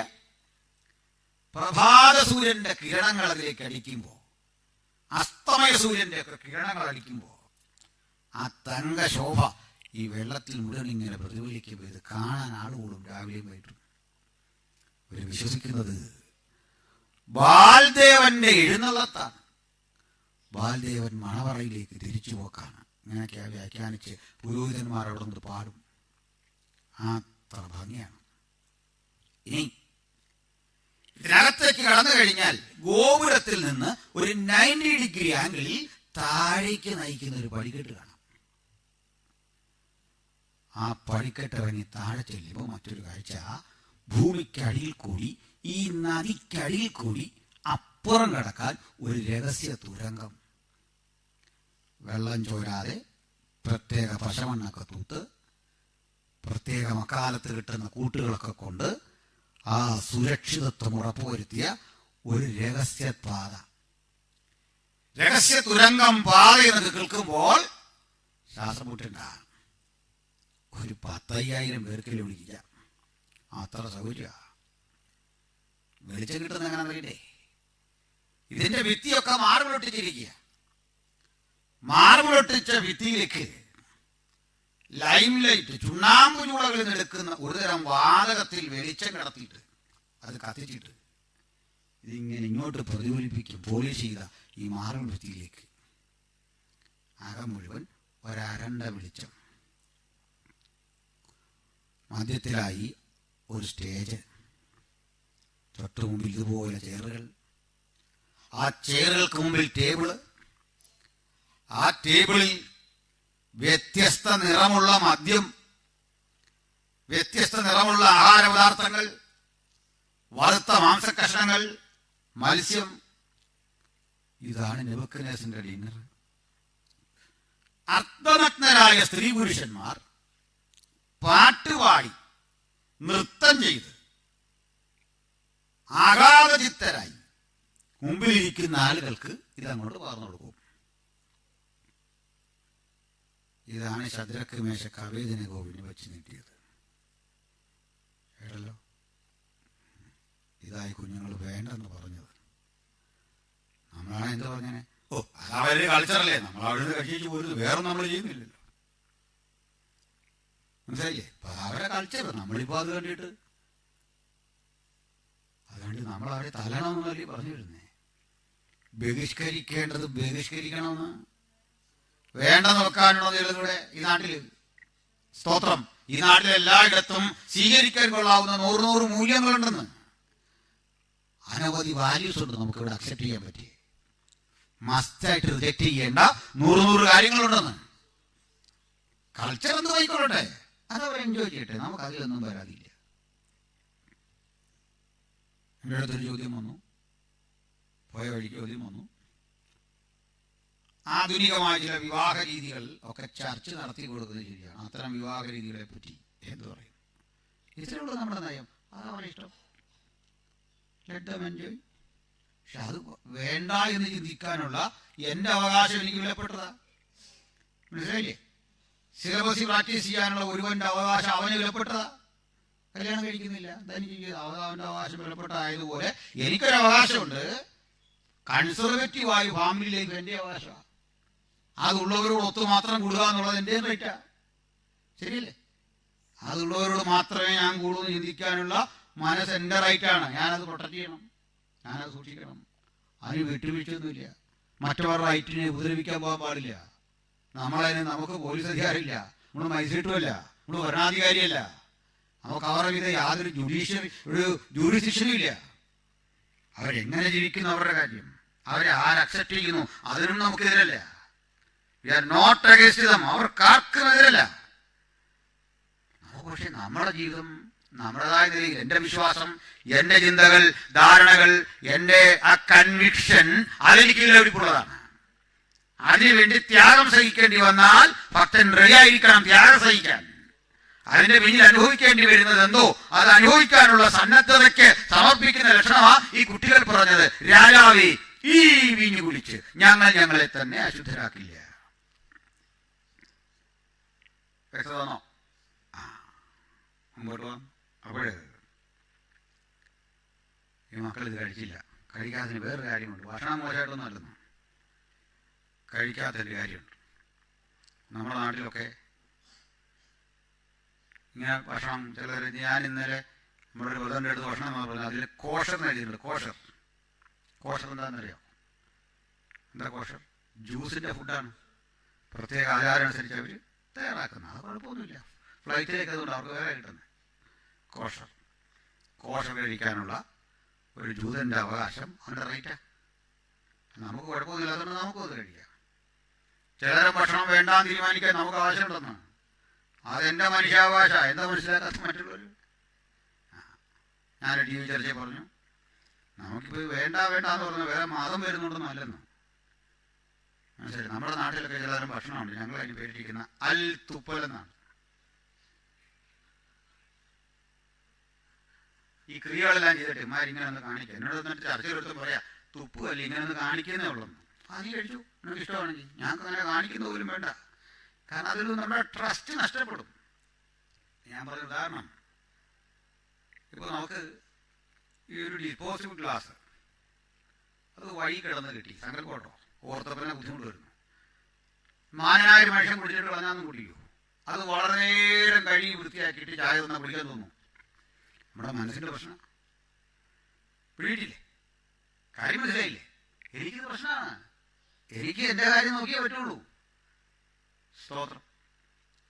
അപ്പം ഞാൻ കാര്യങ്ങളൊക്കെ മനസ്സിലാകുന്നുള്ളൂടെ. തിരിച്ചു വരാം. അപ്പം ഈ മക്കളിത് കഴിച്ചില്ലെന്ന്, ഈ ഭക്ഷണം കഴിച്ചില്ലേ പിള്ളേർ? ഇത് വേണ്ടാന്ന് വെച്ചു. അവർക്ക് വല്ല കുഴപ്പം വന്നോ? ഇതിന് കാരണമുണ്ടേ. ഫുഡ് ഇവിടെ വരുന്ന ഇവിടെ നിന്ന് അറിയണ്ടേ? ഇതിനപ്പുറത്ത് മാറിയൊരു ക്ഷേത്രമുണ്ട്. അതിനകത്ത് മാർഡൂക്ക് എന്ന് പറഞ്ഞ ഒരു ദേവനുണ്ട്. Marduk is the god of wine. ഇപ്പുറത്ത് ബാലുണ്ട്. ഈ മാംസാഹാരങ്ങളെല്ലാം മാർഡൂക്കിന്റെ മുമ്പിൽ നിവേദിച്ചതാണ്. കാളയെ യാഗം കഴിച്ചിട്ട് ആ കാളക്കൂറ്റന്റെ തോലൊരിച്ചു മാറ്റി അതിനെ നുറുക്കി പാകപ്പെടുത്തിയാണ് ഈ കൊടുക്കുന്നത്. ഇപ്പുറത്ത് മാർഡൂക്ക് ഒരു നഗ്നബിംബമുണ്ട്. ഇപ്പുറത്ത് അവൻ്റെ ഭാര്യയുടെ ഉണ്ട്, അത് നേക്കടാണ്. അപ്പൊ ഇവരുടെ തലയിലേക്ക് ഈ വൈനെല്ലാം കൂടെ ഒഴിച്ച് അതിങ്ങനെ ഒഴുകി ഇയാളെ ശരീരത്തു നിന്ന് ഒഴുകി അടുത്ത ആ ബിംബം ഐഡലാണ്, അതുവഴി ഒഴുകി. കാരണം അത് നന്നായിട്ട് പൊളിക്കും. ഇങ്ങനെ കിട്ടുന്ന മദ്യമാണ് ഈ കൊണ്ടുവന്ന്, അല്ലെങ്കിൽ ഈ വൈനാണ് ഈ കൊണ്ട് വച്ചിരിക്കുന്നത്. ഇവ രണ്ടും ഒരാത്മീയനെ കൊണ്ട് കഴിപ്പിച്ച് അവന്റെ പ്രാഗൽഭ്യം തകർക്കാനുള്ള പദ്ധതിക്കെതിരെ ഈ കുഞ്ഞുങ്ങൾ ചെറുത്തു നിന്നു. നോക്കണേ, 28ാം തലമുറ ഇവിടെ അടച്ച്, ഇവിടെ ഒതുക്കി, ഇവിടെ പൂട്ടാമെന്ന് ചിന്തിച്ചപ്പോ ഇയാളെ വലിയ വ്യാമോഹത്തെ തകർക്കാൻ 3 കുട്ടികൾ നേരെ നിന്നപ്പോൾ അവൻ തോറ്റുപോയി. നമുക്ക് ഇനി ഇരുട്ടിന്റെ ശക്തികൾ പറയണം, ഞങ്ങളിൽ ഒരുത്തൻ നേരെ നിന്നാൽ നീ തകർന്നു പോകും. ഈ നാട് കാത്തിരിക്കുന്ന നേരെ നിൽക്കാൻ ത്രാണിയുള്ള ക്രിസ്തുവിന്റെ അനുഗാമികളെ വിശ്വസിക്കണം, പ്രാർത്ഥിക്കണം. നമുക്ക് നിരാശയൊന്നും വേണ്ടതേ. റെഗുലറായിട്ട് ഇന്ന് പോലും പ്രാർത്ഥിച്ചു. നാടിന്റെ സ്ഥിതിയെ മാറ്റിമറിക്കുന്ന ഒരു മഹാദൈവത്തെ നമ്മൾ ആരാധിക്കുന്നു. എന്റെ തലമുറകളെ ഇവിടെ തന്നെ വളർത്തും. ജയോത്സവത്തോടെ അവരെ കൊണ്ടുപോകും. അവരെ തിരുവെടുത്തി വെക്കും. അവർ തിരുവെടുത്തിന്റെ പ്രസംഗരാകും എന്ന വിശ്വാസം ആരും നഷ്ടപ്പെടുത്തണ്ട. ഇവിടെ തന്നെ ജയിക്കും. നമ്മൾ തോൽവി വിധി എഴുതിയ ഇടത്ത് തന്നെ ജയിക്കാനുള്ള ഒരു അഭിഷേകമാണ് ഒറ്റ നേടേണ്ടത്. ഇവിടെ ജയിക്കും നമ്മൾ, വിശ്വസിച്ചാട്ടെ. അങ്ങനെ ഇട്ടിട്ട് പോകാൻ വന്നവരല്ല നമ്മളെന്ന് പറയാം. ഞങ്ങളിവിടെ ഉണ്ട്, നിനക്കൊരു ദോഷവും വരുത്തരുതെന്ന് പറഞ്ഞവരെ നമ്മളിവിടുന്ന് പോകാനൊന്നും വന്നല്ല. ഹല്ലേലൂയ, സ്തോത്രം. അപ്പൊ നമുക്ക് അടുത്തേക്ക് പോവാം. കാര്യം മനസ്സിലായല്ലേ? അപ്പൊ ഈ കുഞ്ഞുങ്ങള് അത് കഴിച്ചില്ല, അവർക്കൊരു കുഴപ്പവും വന്നില്ല അല്ലേ? നമുക്കൊരു സ്വാഭാവിക സംശയം, ദാനിയേൽ ഇത് കഴിച്ചോന്നല്ലേ? ഇല്ല. കാരണം എന്താ വെച്ചാൽ ദാനിയേൽ ഈ ഗ്രൂപ്പിലല്ല, ഇത് വലിയ ഉദ്യോഗസ്ഥനാണ്. അതുകൊണ്ട് അദ്ദേഹത്തെ പല നിർണായക ഘട്ടത്തിലൂടെ കാണാത്തത്.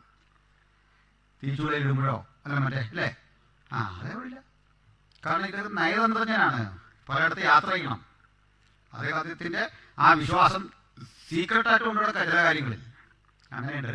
നയതന്ത്രജ്ഞത, അദ്ദേഹത്തിന്റെ ആ വിദ്യാഭ്യാസമൊക്കെ അങ്ങനെയാണ്.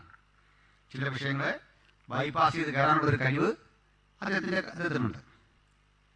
അപ്പോൾ നമുക്ക് ഈ കുട്ടികളെ അടുത്ത ഘട്ടം ഉപയോഗിക്കുന്നതിനാ ബിംബത്തെ നമസ്കരിക്കാൻ അല്ലേ? 3-ാം അധ്യായത്തിൽ നമസ്കരിച്ചോ? നാട്ടു നടപ്പാന്ന് പറഞ്ഞ് നമസ്കരിച്ചോ? ഒരു കാര്യം ആലോചിച്ചു. ക്രൈസ്തവർ ലോകത്തോടെ ജീവിക്കുന്നു. അവിടുത്തെ ഭരണാധികാരി ഏത് ജാതിയിലും ഏത് മതത്തിലും പെട്ടവനാകട്ടെ, അത് നമ്മുടെ ഭരണാധികാരിയാണ്. സംശയമൊന്നും വേണ്ട. ദൈവമാക്കിയിരിക്കുന്ന അവനെ സംശയമുണ്ടോ? ദൈവം ഇഷ്ടമുള്ളവർക്ക് രാജ്യത്വം കൊടുക്കുന്നു. ദൈവമാക്കിയിരിക്കുന്ന റെസ്പെക്ട് ചെയ്യണം. ഒരു സംശയമില്ല. ആ മുസ്ലിമോ ക്രിസ്ത്യാനിയോ നിരീശ്വരനോ ആരുമാകട്ടെ, നമ്മുടെ പ്രധാനമന്ത്രിയാണെന്ന്, നമ്മുടെ പ്രസിഡന്റാണെന്ന് നമ്മൾ റെസ്പെക്ട് ചെയ്യണം. പക്ഷെ വചനവിരുദ്ധമായ നിയമം വന്നാൽ അതനുസരിക്കാൻ എനിക്ക് ബാധ്യതയില്ല. എങ്ങനെ? ഞാനല്ലാതെ അന്യദൈവം നിനക്കുണ്ടാകരുത് എന്ന് എനിക്കൊരു പ്രമാണമുണ്ട്, അത് മാറ്റണമെന്ന് ലോകത്താർ ഓർഡറിട്ടാലും അതനുസരിക്കാൻ എനിക്ക് ബാധ്യതയില്ല. ഒരു ബാധ്യതയില്ല. അത് ഈ തരുന്ന തെളിവ്. രാജാവിനെ നിന്നെ റെസ്പെക്ട് ചെയ്യണം. 2 കാര്യമാണ്. നമുക്ക് ഈ മഹാന്മാരോടോ മതസ്ഥാപകരോടോ ഒന്നും പറയേണ്ട കാര്യമില്ല. അവരൊക്കെ കുറെ ഗുണങ്ങൾ ലോകത്തിന് കൊടുത്തു. ശരിയല്ലേ? സോക്രട്ടീസിനെ കൊണ്ട് സമൂഹത്തിൽ എത്രയോ ചിന്താപരമായ വ്യത്യാസം ഉണ്ടാക്കാൻ കഴിഞ്ഞു. വേണ്ട, ആദരവോടെ ഓർക്കേണ്ട ഒരു മതസ്ഥാപകന്റെ പേരാ ബുദ്ധൻ. അഭിഷേകോ ജൈനൻ, ഭയങ്കര ചിന്തകൾ ലോകത്തിന് കൊടുത്തു. അതൊക്കെ ഭാരതീയവും കൂടാണ്. അതും കൂടെ നമ്മൾ കൂടുതൽ ബഹുമാനിക്കണം. ഒരു കാശിനും കൊള്ളാത്തവരും ഉണ്ട്, അത് വേറെ കാര്യം. കാശിന്റെ ഗുണമില്ലാത്ത കക്ഷികളുമുണ്ട്. ഒരു മാതൃക എന്ന് പറയാമെന്ന് വെച്ച് കാല് പിടിച്ച് ഞാൻ കരഞ്ഞു. ലാസ്റ്റ്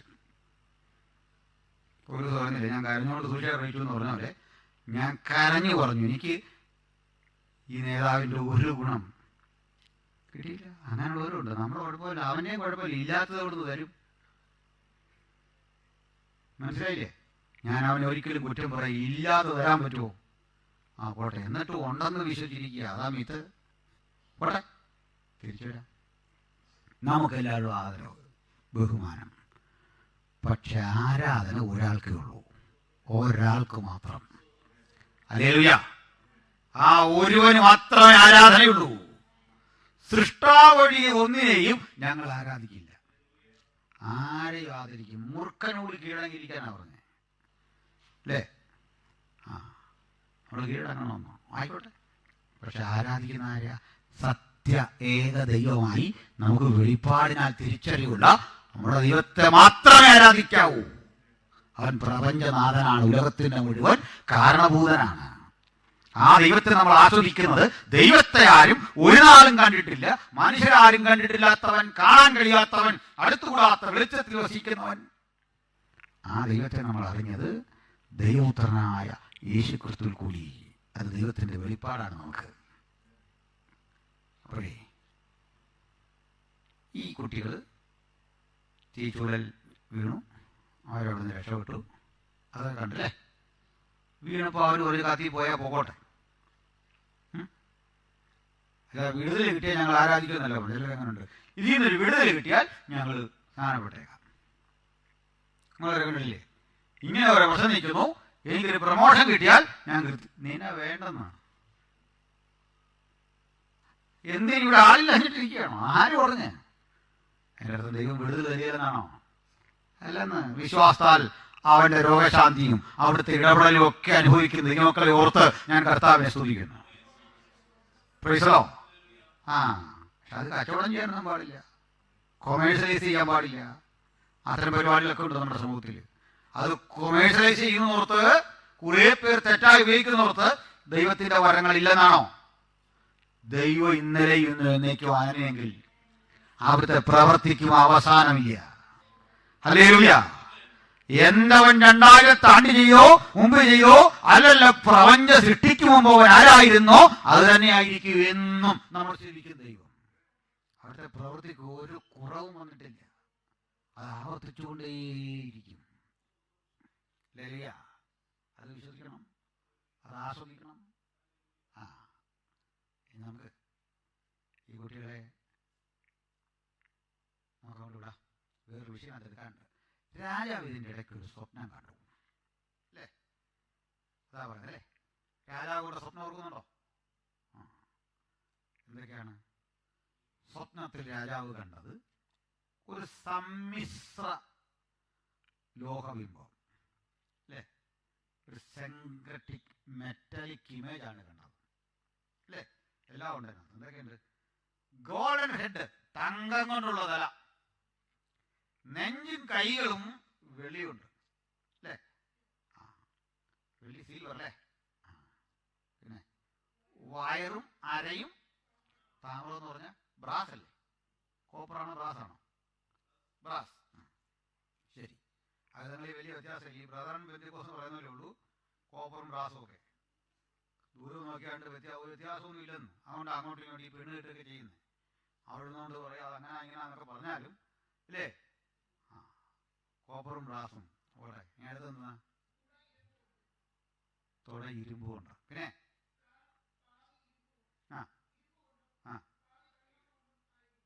ഇങ്ങനൊരു ബിംബം. അത് ഓർക്കാൻ എളുപ്പവഴി, താഴേക്ക് വരും തോറും വില കുറഞ്ഞു കുറഞ്ഞു കുറഞ്ഞു വരും. സ്വർണത്തിൽ നിന്ന് വെള്ളി, വെള്ളിയിൽ നിന്ന് താമ്രം, ഇരുമ്പ്, പിന്നെ ഇരുമ്പും കളിമണ്ണും. ഇതാണ് ഈ ബിംബം. ഓർക്കുമല്ലോ. തല സ്വർണം, അല്ലേ? നെഞ്ചും കൈയും വെള്ളി, അരയും വയറും താമ്രം, തുട ഇരുമ്പ്, കാൽ പാതി കളിമണ്ണ് പാതി ഇരുമ്പ്. ഇത് രാജാവിന്റെ ബിംബം. പണ്ടൊക്കെയാണ് നമ്മുടെ സഭകളിൽ ഈ ബിംബമൊക്കെ വരച്ചിട്ട് പഠിപ്പിക്കുമല്ലേ? ഓർക്കുന്നുണ്ട് ഒരു പാഠം, ഒരു അച്ചായൻ കുളിച്ചിട്ട് ഇങ്ങനെ നിൽക്കുന്ന പോലെ. അയ്യോ, അങ്ങനെ ഒരു പാഠമൊക്കെ കൊണ്ടിട്ടല്ലേ? കുളി കഴിഞ്ഞ് തണുപ്പ് കാരണം ഇങ്ങനെ നിൽക്കുമല്ലോ എന്ന് പറഞ്ഞ ഒരു പടം ഇങ്ങനെ വലിയ വരച്ചിട്ട്, അല്ലേ? എന്നിട്ട് അപശമാരി ചോടി തകർത്ത്. ഞാൻ ഓർക്കുന്നുണ്ട്, അവരെ കുറ്റം പറഞ്ഞല്ല, അതുകൊണ്ട് മനസ്സിൽ ഇരുന്നുകൊണ്ടാണ് ഇത് പറഞ്ഞേ. അപ്പോൾ ഇതുപോലെ കിട്ട് പഠിപ്പിക്കരുത്, മനസ്സിൽ നിന്ന് പോയില്ലേ ഈ തല തങ്കം കൊണ്ടെന്നൊക്കെ ഉള്ളത്. ഇത് കണ്ടിട്ട് രാജാവ് മറന്നു, പേടിച്ചു അല്ലേ? സത്യത്തിൽ ഈ ബിംബം കണ്ടൊന്നുമല്ല രാജാവ് പേടിച്ചത്. ഇയാൾ ഈ വ്യാവസായിക അടിസ്ഥാനത്തിൽ ബിംബം ഉണ്ടാക്കുന്ന മനുഷ്യനാണെന്ന്, ശരിയല്ലേ? പിന്നെ വെച്ച് ആരാധിക്കുന്നുണ്ടല്ലേ? മൊത്തം സ്വർണം കൊണ്ട് ബിംബം ഉണ്ടാക്കുന്നവനെ ഈ ബിംബം കണ്ടാ പേടിക്കുമോ? ഇല്ലെന്ന്, പേടിക്കില്ല. പകരം എന്താ സംഭവിച്ചെന്നറിയണ്ടേ? പറയാം.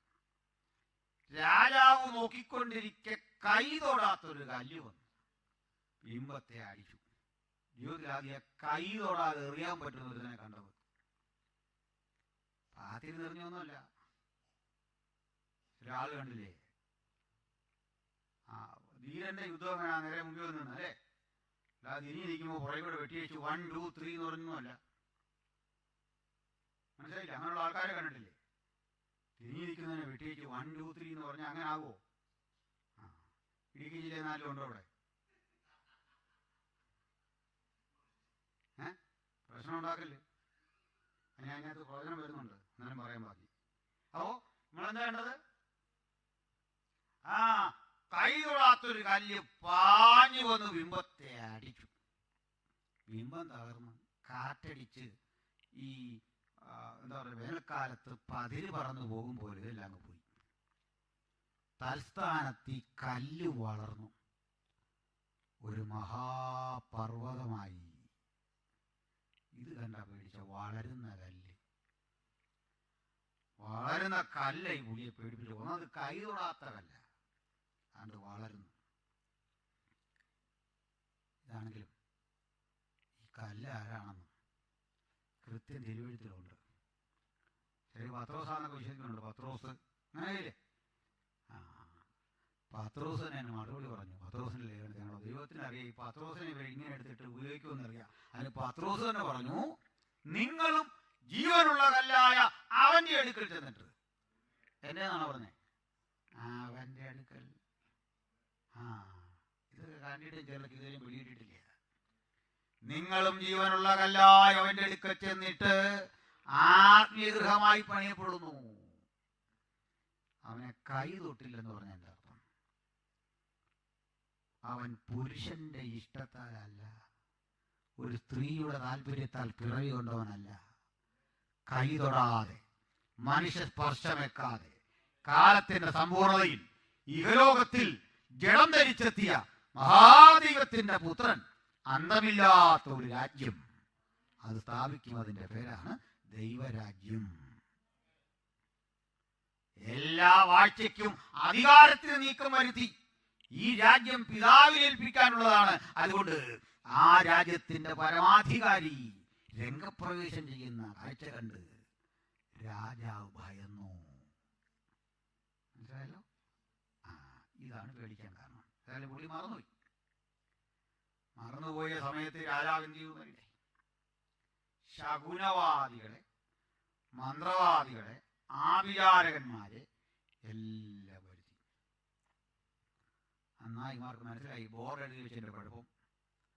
വായു പറയും, ഭൂതം പറയും, വർത്തമാനം പറയുന്നു. വർത്തമാനം പോലും ശരിക്കും പറയാൻ ഇമാർക്ക് അറിയത്തില്ല. വായു പറയും, ഭൂതം പറയും, ആകെ നടക്കുന്ന വർത്തമാനോ അതുപോലും ശരിക്കറിയത്തില്ല. അവിടെ ഇരിക്കുക. രാജാവ് പറഞ്ഞു, ഇങ്ങനെ ഒരു സംഭവമുണ്ട്. ഇമാര് പറഞ്ഞു, രാജാവേ സ്വപ്നം പറ, ഞാൻ വ്യാഖ്യാനം ഫ്രീ ആയിട്ട് പറയാം, പൈസ ഒന്നും വേണ്ടെന്ന്. രാജാവ് പറഞ്ഞു, വെട്ടും ഉത്തരവാ. ഓർഡർ വെച്ചവനൊക്കെ എടുത്ത് കളയാൻ തുടങ്ങി. പെട്ടെന്ന് വെട്ടുവരും. വെട്ടാൻ പിടിച്ചപ്പോൾ കണ്ടു ഇതുമായിട്ട് ഒരു ബന്ധമില്ലാത്തൊരു ദൈവദാസനെ പിടിച്ചു വെട്ടാൻ തുടങ്ങി. പുള്ളി പ്രാർത്ഥിച്ചുകൊണ്ടിരിക്കുക. പ്രാർത്ഥിച്ചു എന്നുള്ളതാണ് കുറ്റം. പിടിച്ചു. തല വെട്ടാൻ തുടങ്ങിയപ്പോൾ ദാനിയേൽ ഒരു ചോദ്യം, എനിക്ക് എന്തിനാ വെട്ടുന്നേ? അത് നിങ്ങൾ അറിയില്ല ഇങ്ങനെ സംഭവം? അതെല്ലാം വെട്ടിയേക്കാൻ പറഞ്ഞു. ഇച്ചിരി ബോധമുള്ളവനാണ് ആ പടയാളി. പടയാളിയല്ലേ പറയേണ്ടതായിരുന്നു, അതൊന്നും പറ്റിയില്ല. തലയോട് കാണിക്കാൻ പറഞ്ഞ് വെട്ടണ്ട. പക്ഷെ ഇച്ചിരി ബോധമുള്ളതുകൊണ്ട് പുള്ളി പറഞ്ഞു, ഞങ്ങൾ കുഴപ്പമില്ല സാറേ, ഇതിപ്പോ വെട്ടാൻ പറഞ്ഞു ഞങ്ങൾ വെട്ടുക, എന്തെങ്കിലും ഉണ്ടെങ്കിൽ കാര്യം കേട്ടാ പറഞ്ഞു. അതിപ്പേ എന്നെ കൊണ്ട് രാജാവിന്റെ മുമ്പിൽ നടത്തണം. ഞാൻ പറയാം അർത്ഥം, സ്വപ്നവും പറയാം, അർത്ഥവും പറയാം. പിന്നെ ആ ഉത്തരവൊന്നും ആരോപിച്ചേക്ക് വെറുതെ പാവങ്ങളെ കൊല്ലണ്ട. ഞാൻ പറയാം. ഈ ചങ്കുറപ്പേ യേശുവിന്റെ അനുഗാമികൾക്ക് മാത്രമുള്ളതാണെന്ന്, ഈ പുസ്തകത്തിന്റെ അനുവാദികൾക്ക് മാത്രമുള്ളതാണ് ഈ ധൈര്യം. ഈ ബലത്തോടെ ചെന്നു രാജാവിനെ വണങ്ങി. രാജാവി, തങ്കം കൊണ്ടുള്ള തല തിരുമനസ് തന്നെ. ഇത് പറയാൻ തെളിവാണ്. മഹാരാജാവ് കണ്ടില്ലേ, തന്നിൽ ഈ ലോ ഉണ്ടല്ലോ, നിയമം, കോടതികളുടെ ഇവിടുന്ന് ഉണ്ടാകുന്ന ഈ രാജ്യത്ത് നിന്ന് ലോകത്തിൽ ആദ്യം who was the first lawgiver of the world. Before Moses there was a lawgiver. His name Hammurabi. ലോകത്തിലെ ആദ്യത്തെ കോഡാണ് Hammurabi code. Okay, Hammurabi code. ഇതുണ്ടായിരുന്നു. ഇതൊക്കെ വന്ന സ്ഥലമായത് ചുമ്മാ വിളിച്ചതല്ല തങ്കം കൊണ്ടുള്ള തലേന്ന്. ലോകത്ത് മുഴുവനുള്ള നിയമാവലികൾ രൂപപ്പെടുവാൻ വേണ്ട തലകൾ രൂപപ്പെട്ട ഇടം, വലിയ നിർമ്മിതികൾ, ഞാൻ കഴിഞ്ഞ ദിവസം പറഞ്ഞു, കലണ്ടറുകൾ ഒക്കെ രൂപപ്പെട്ട സ്ഥലമാണ്. എഴുത്ത് വിദ്യകൾ, സുമേറിയൻ കാലഘട്ടത്തിലെ എഴുത്തുകൾ, ഇതൊക്കെ രൂപപ്പെട്ട സ്ഥലമാണ്. നാഗരികത, സിവിലൈസേഷൻ, ഇതൊക്കെ വന്ന സ്ഥലമാണ്. തങ്കം കൊണ്ടുള്ള തല നീയാണ് രാജാവേ. നിനക്ക് ശേഷം നിന്നെക്കാൾ വീര്യം കുറഞ്ഞ രാജ്യം, അതിനുശേഷം അതിലും കുറഞ്ഞൊരു രാജ്യം. ഇതെല്ലാം ഉദ്ദേശിക്കുന്നത് പല രൂപത്തിൽ അതിൻ്റെ അർത്ഥം. അതിനുശേഷം അങ്ങനെ അത് താഴേക്ക് വരും. അപ്പോൾ ഒറ്റ വാക്കിൽ പഠിക്കാം, തങ്കം കൊണ്ടുള്ള തലയാരാ? നെബൂഖദ്നേസറുടെ ബാബിലോൺ. ഓക്കെ. ആ ഇതിനിടയ്ക്കാ പുള്ളിക്കാരൻ്റെ ആ പുല്ല് എന്ന കഥയൊക്കെ അറിയാമല്ലോ. നമുക്ക് പറയാം, അത് ഒത്തിരി പറയേണ്ട നമ്മൾ അല്ലേ? ആ അതെങ്ങനെയാണെന്നൊക്കെ ആൾക്കാർ ചോദിക്കുന്നത്. കളവാന്നൊക്കെ പറയുന്നുണ്ട്. അങ്ങനെയല്ല, ഇതൊരു മനോരോഗമാണ്. അതിൽ കന്നാലിയായി എന്ന് പുള്ളിക്ക് തന്നെയൊക്കെ തോന്നി. അങ്ങനെയൊക്കെ ഉണ്ട് മനുഷ്യൻ രോഗം. മനോനില തെറ്റിപ്പോയി. ഇന്ന് അകമൊക്കെ വളർന്നത് വെട്ടാ സമ്മതിക്കില്ല, കന്നാലി ആയല്ലോ. കൊള്ളിയില്ല, നനയില്ല, കന്നാലിയായിട്ട് അയാൾ പോയി. 7 കൊല്ലം ഇത് കണ്ടതെല്ലാം തിന്നും. ഞാൻ ആരെങ്കിലും നോക്കാം, നമ്മളെങ്ങാനും ചെന്ന് നെബൂഖദ്നേസറിനെ കാണാൻ നിന്ന് നമ്മൾ ചോദിക്കുക എന്താണെന്ന് വെച്ചാൽ പുള്ളിക്കാരറിയാ, അച്ഛനെ പിണ്ണാക്ക് തിന്നുകൊണ്ടിരിക്കുക, പുള്ളിങ്കുരു ഞാൻ ചൂടാക്കുന്നുണ്ട്, വെയിറ്റ് ചെയ്യും. പുള്ളിക്കാരിന് വലിയൊരു ദുഃഖമേ. മനസ്സിലായില്ലേ? ആ നെബൂഖദ്നേസറിന്റെ അവസ്ഥയെ രാവിലെ ഇന്ത്യൻ സമയം 8 മണിക്ക് ചിക്കനും ചപ്പാത്തിയും കഴിച്ചവനെ വൈകിട്ട് 7 ഡിന്നറിന് ഇരുന്നപ്പോ പുല്ല് തിരിച്ച ദൈവമാ നമ്മുടെ ദൈവം. എല്ലാവരും അറിഞ്ഞിരുന്നാൽ കൊള്ളാം. അഹങ്കാരം കൊണ്ട് ചിലരെ കണ്ടെന്ന് കൈ കഴുകല്ലേ. അധികാരം കിട്ടിയ അഹങ്കാരം കൊണ്ട് ചിലർ വല്ലാതാകുക. ലോക നേതാക്കന്മാർ പലരും. ഓർക്കണം, ഇതാ ദൈവം. ഇങ്ങനെ ആക്കാൻ കഴിയുന്നവനാ ദൈവം. അവൻ ഒരു നിമിഷം കൊണ്ട് താഴ്ത്തുന്നു ഒരുത്തനെ. ഇഷ്ടമുള്ള മറ്റൊരുത്തരെ എഴുന്നേൽപ്പിക്കുന്നു. ഇഷ്ടമുള്ളവർക്ക് രാജ്യത്ത് കൊടുക്കുന്നു. ഹല്ലേലൂയ. ഇതാണ് നെബൂഖദ്നേസർ. കോട്ടെ പുള്ളിക്കിടെ പേരക്കിടാവിന്റെ പേരാണ് ബേൽശസ്സർ, കൊച്ചുമകൻ. ഇടയ്ക്ക് ആളുടെ ചിലടത്ത് ഈ മകൻ എന്ന് പറയുമ്പോൾ പേരക്കിടാവോ അവന്റെ മോനൊക്കെ ആയി വരുന്ന സംഭവങ്ങളുണ്ട്. അങ്ങനെ പറയാൻ കാരണം ഇടയ്ക്ക് ഈ 2-3 പേരുണ്ട്, ആരും ഓർക്കില്ല. മനുഷ്യൻ യാതൊരു പ്രയോജനമില്ലാതെയും ആരും അറിയാതെ ഒരുത്തം വന്ന് രാജ്യം പരിചയിച്ചു പോയാൽ ആരും ശ്രദ്ധിക്കുമോ? ചെറിയ എല്ലാ പല തസ്തികയിലിരിക്കും, ആർക്കും ഒരു ഗുണമില്ല. ഇങ്ങനൊരാൾ ഉണ്ടായിരുന്നത് പോലും ആർക്കും അറിയാത്ത തരത്തിലെ ഭരണാധികാരികളില്ലേ? നമ്മളിടയ്ക്ക് കഴിഞ്ഞ ഈ റാവുവിന് ശേഷം ഇങ്ങനെ ഒത്തിരി പേര് മാറി വന്നൊരു കാലമുണ്ട് ഇന്ത്യയിൽ. അന്നൊക്കെ പരീക്ഷ എഴുതുന്ന പിള്ളേർക്കായിരുന്നു ബുദ്ധിമുട്ട്. ആരാ പ്രധാനമന്ത്രി എഴുതി ഇവാലുവേഷൻ വരുമ്പോഴേക്ക് സംഗതി മാറും, ആള് മാറും. ഈ ആഴ്ചത്തെ നമ്മുടെ പ്രധാനമന്ത്രി ആരാന്ന് ചോദിച്ച കാലമുണ്ട്. അങ്ങനെ ഒരു കാലം. അത് ചിലരുടെ കോൺട്രിബ്യൂഷൻ ഇല്ലാത്തവരെ ലോകം ശ്രദ്ധിക്കില്ലെന്ന്. ശരിയാണോ? ഇതൊരു സങ്കല്പം അറിയാം. അങ്ങനെ സങ്കല്പമാണോന്ന് അറിയില്ല, നടന്നാകണമെന്നാണ് എനിക്ക് തോന്നുന്നത്. ഒരിക്കലും ഈ അമേരിക്കയിൽ നിന്നും റഷ്യയിൽ നിന്നും ഇന്ത്യയിൽ നിന്നൊക്കെ ഉള്ള സയന്റിസ്റ്റുകളൊരു സമ്മേളനം നടന്നു. ഈ പ്ലാസ്റ്റിക് സർജറിയെ പറ്റിയൊക്കെ ഉള്ള ചർച്ചകളാണ്. ആ പ്ലാസ്റ്റിക് സർജറി എവിടെ വരെ എത്തി എന്നൊക്കെ പറയാൻ വേണ്ടി അതിൻ്റെ അനന്ത സാധ്യതകളെ പറ്റിയൊക്കെ പറഞ്ഞ വഴിക്ക് റഷ്യക്കാരൻ പറഞ്ഞു, അംഗവൈകല്യം ഉണ്ടായിരുന്നൊരു മനുഷ്യനെ ട്രീറ്റ് ചെയ്ത് ശസ്ത്രക്രിയൊക്കെ നടത്തി ഞങ്ങൾ ആർട്ടിഫിഷ്യൽ കാലവനെ വെച്ചു. അവൻ അതുകൊണ്ട് ഇപ്പോൾ ഫുട്ബോൾ കളിച്ചെത്ത് ഗോൾ അടിച്ചെന്നറിയാവുന്നു. അമേരിക്കക്കാരൻ പറഞ്ഞു, ഞങ്ങളുടെ അടുത്തിന് കൈയില്ലായിരുന്നു, കൈ പോരായിരുന്നു. അവന് ഞങ്ങൾ ഇതുപോലെ ആർട്ടിഫിഷ്യലായ കൈ സംഘടിപ്പിച്ചു, അതുകൊണ്ട് അവൻ ബാഡ്മിൻ്റൺ കളിക്കും. ഇപ്പോൾ അവനത് പരിശീലിപ്പിക്കാമെന്ന്. ബാഡ്മിൻ്റൺ നമുക്ക് താഴാൻ നോക്കുമോ? എവിടെയും പോയി നമ്മുടെ പറഞ്ഞത് ഇന്ത്യക്കാരൻ പറഞ്ഞു, ഞങ്ങളോടൊരുത്തിന് തലയില്ലായിരുന്നു, ഞങ്ങൾ അവന് മരം കൊണ്ടൊരു തലയുണ്ടാക്കി വെച്ചു. പുള്ളി ദീർഘവർഷം ഞങ്ങളുടെ പ്രതിരോധ മന്ത്രിയായിട്ടും മുഖ്യമന്ത്രിയായിട്ടും ഒക്കെ നാട് ഭരിച്ചു. അറിയാമെന്ന് ചോദിച്ചു. ഇങ്ങനെയുള്ള മനുഷ്യരുണ്ട്. അത് ഈ മനസ്സിലാക്കാൻ വേണ്ടി ഈ പറഞ്ഞു വരുന്നത്. ആർക്കും ഒരു ഗുണമില്ല. ഇങ്ങനെ ഒരാളുണ്ടോ എന്ന് പോലും ആർക്കും അറിയില്ല.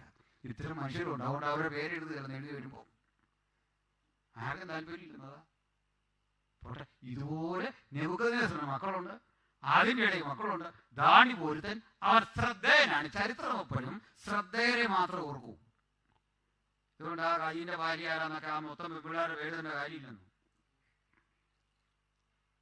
മനസ്സിലായോ?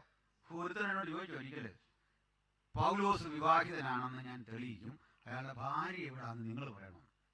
ഞാൻ പറഞ്ഞു, ഇത്രയും തെളിയിക്കാൻ ഈ ഭാര്യ വിളിക്കാതെ തെളിയിക്കും. ഈ പാതിപ്പണി നമുക്ക് ഇടേണ്ട കാര്യമുണ്ടോ?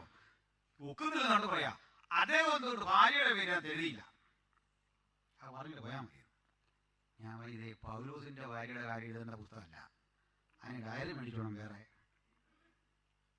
എന്തെല്ലാം അപകടങ്ങളിൽ നിന്ന് പാവപ്പെട്ട എന്നെ ദൈവം രക്ഷിച്ചിരിക്കുന്നു. ഇനിയും അവൻ രക്ഷിക്കും, എനിക്ക് ഉറപ്പാണ് ഇത്തരം കാര്യങ്ങളിൽ നിന്ന്. പോട്ടെ. അപ്പോ നെബൂഖദ്നേസർ കൊച്ചുമോന്റെ പേരെന്തായിരുന്നു? ബേൽശസ്സർ.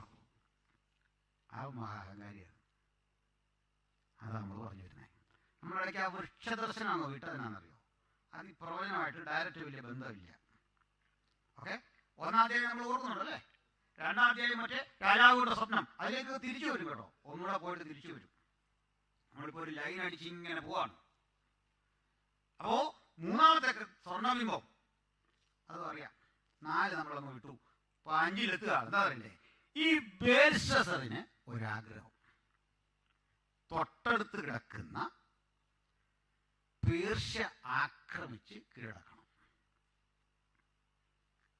ഇറാഖിന്റെ അന്നത്തെ ചക്രവർത്തിക്ക് ഒരാഗ്രഹം, ഇറാനാണ് പേർഷ്യ. ഓക്കെ, അത് തങ്ങളുടെ കാൽ കീഴാക്കണം. അയാള് സന്നാഹങ്ങളെല്ലാം ഒരുക്കിയപ്പോ ആക്രമിക്കാൻ പോയാൽ ബാബിലോണിയ പട്ടാളം എന്താ അങ്ങനെ ചിട്ടയാണ്. അങ്ങനെ ഒത്തിരി ജയിക്കാൻ പറ്റാത്ത നല്ല കെട്ടുറപ്പുള്ള പട്ടാളമാണ്.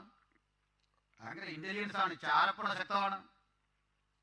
ഇതൊക്കെ ആണെങ്കിലും എന്താണെങ്കിലും മറ്റൊരു വാർത്ത കിട്ടി. ആർക്കാ? പേർഷ്യൻ രാജാവായ സൈറസ്, മലയാളം ബൈബിളിൽ കോരസ്, വാർത്ത കിട്ടി ഇങ്ങനെ ഒരു സംഭവം വരുന്നു. അവന്റെ ചാരന്മാര് ഇന്റലിജൻസ് അത് അവന് ചോർത്തി കൊടുത്തു. നമുക്കിത് കേട്ടപ്പോൾ ഒരു വിശ്വാസം വരാത്തത്, പാവം നമ്മുടെ മൻമോഹൻ സിംഗിനെ കൂടെ വഴിതെറ്റിച്ച ഒരു ഇന്റലിജൻസ് നമ്മുടെ കേരളത്തിലുള്ളത്. തിരുവനന്തപുരം വഴി കൂടി അലഞ്ഞ് തിരിഞ്ഞ് ഓട്ടോറിക്ഷ പിടിച്ച് ഓർക്കുന്നുണ്ടോ? 2 തവണ, 1 തവണയല്ലേ, 2 തവണ. ഞാനൊന്നും മറക്കില്ല. ഇവരൊക്കെയാണ് നമ്മളെ രക്ഷിക്കുന്ന പോട്ടെ. പക്ഷേ സൈറസിന്റെ പടയാളികൾ മണത്തറിഞ്ഞു ഇങ്ങനെ യുദ്ധം വരുന്നു. സൈറസ് ഉറപ്പിച്ചു, യുദ്ധം വന്നാൽ നമ്മൾ തോക്കും. അങ്ങനെ അത് ഒരു യുദ്ധം തോക്കും എന്ന് ഉറപ്പ് വന്നാൽ എന്ത് ചെയ്യണം? ഒന്ന് കീഴടങ്ങണം, പിന്നെന്താ? തിരിച്ചടിക്കണം. 2 പിന്നെ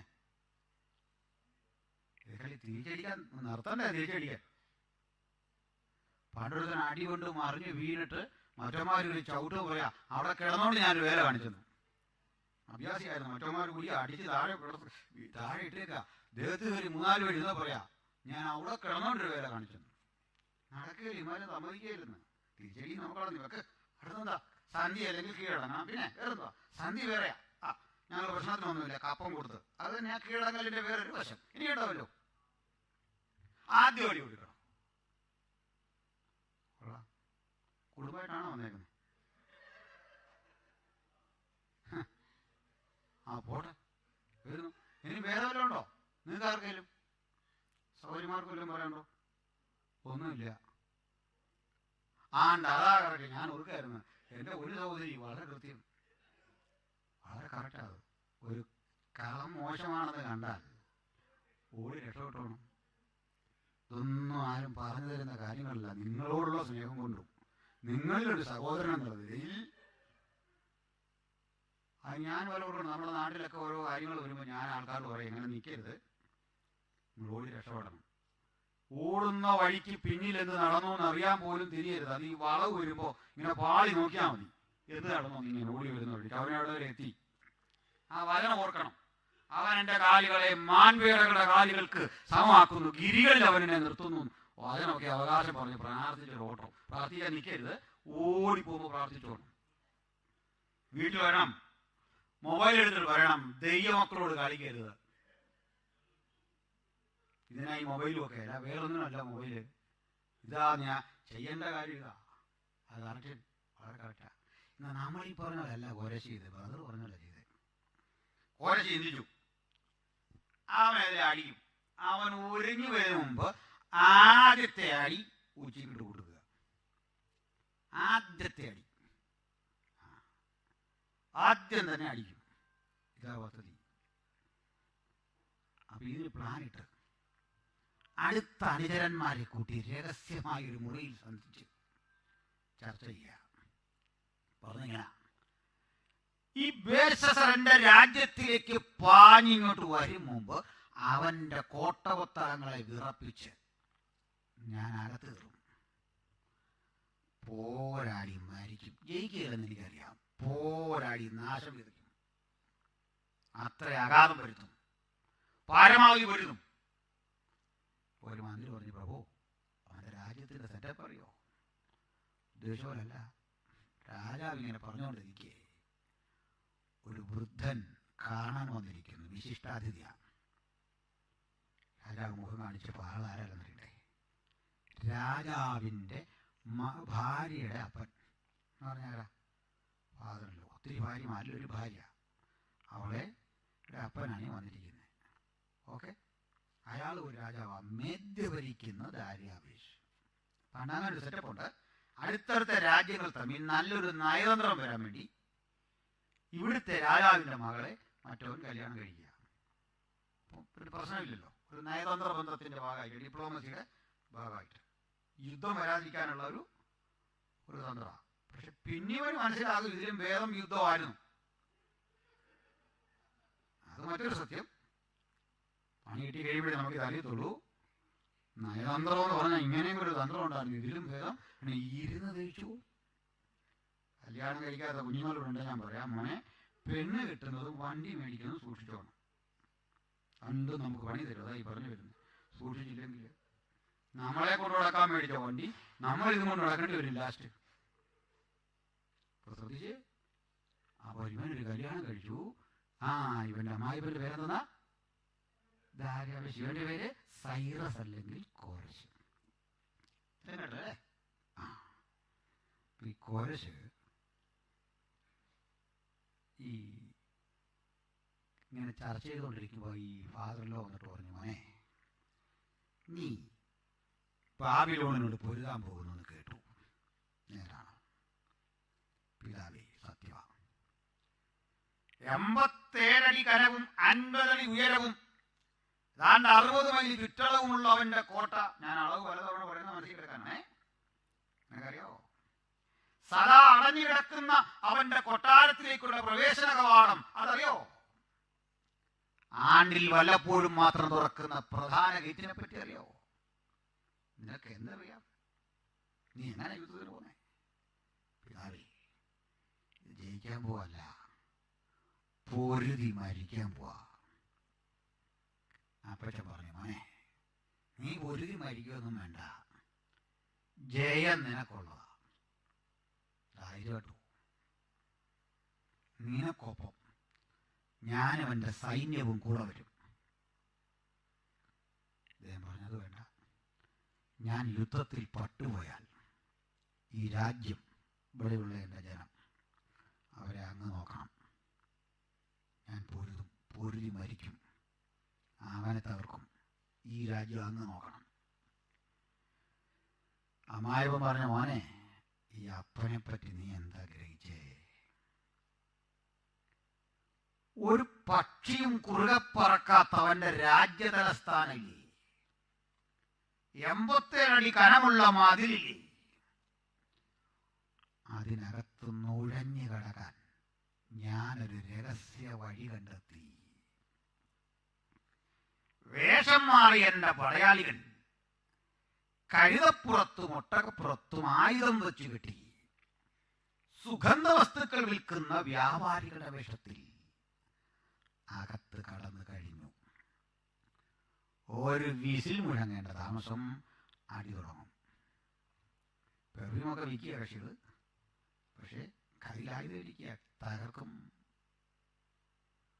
ഇയാൾക്ക് അത്ഭുതം. പ്രഭു, അങ്ങ് എന്താ ഈ പറയുന്നേ? എങ്ങനെ ഇത് സാധിച്ചേ? പറഞ്ഞു, അതെ, അവന്റെ രാജ്യത്തിന്റെ ഒത്ത നടുവിലൂടെ ഒഴുകുന്നൊരു നദിയില്ലേ, എന്താ യൂഫ്രട്ടീസ്, അതിന്റെ ഉത്ഭവസ്ഥാനം ഓർക്കുന്നുണ്ടോ? ഇന്നലെ ഞാൻ പറഞ്ഞപ്പോ ഉറങ്ങിയതിന്റെ ബുദ്ധിമുട്ട് മനസ്സിലായോ? ഉത്ഭവസ്ഥാനത്തിൽ ലക്ഷക്കണക്കിനായ എൻ്റെ അടിമകളെ വിട്ട് ചിറകെട്ടി വെള്ളം ഗതി തിരിച്ചു വിട്ടു. ഉണങ്ങിയ നിലം താഴോട്ട്. എന്താ സംഭവിച്ചതെന്ന് ആരെ അറിയാൻ? മൊബൈലൊന്നും ഇല്ലെന്ന്, ഗൂഗിൾ മാപ്പൊന്നുമില്ല. ആ ഉണങ്ങിയ നിലത്ത് കൂടി എൻ്റെ പടയാളികൾ അകത്ത് കയറി. കണ്ടല്ലോ. അത് ബൈബിളിലുണ്ട്, വീട്ടിൽ പോയി വായിച്ചാൽ മതി. യെശയ്യാ 21 പറയുക, തെക്ക് നിന്നത് വരുന്നു, ചുഴലിക്കാറ്റടിക്കും പോലെ അത് വരുന്നു. ഈ സൈന്യം വീണ്ടും പറയാ, നീ ചെന്ന് കാവൽക്കാരനെ നിർത്തിക്കൊള്ളുക, അവൻ കാണുന്നത് നിന്നെ അറിയിക്കട്ടെ.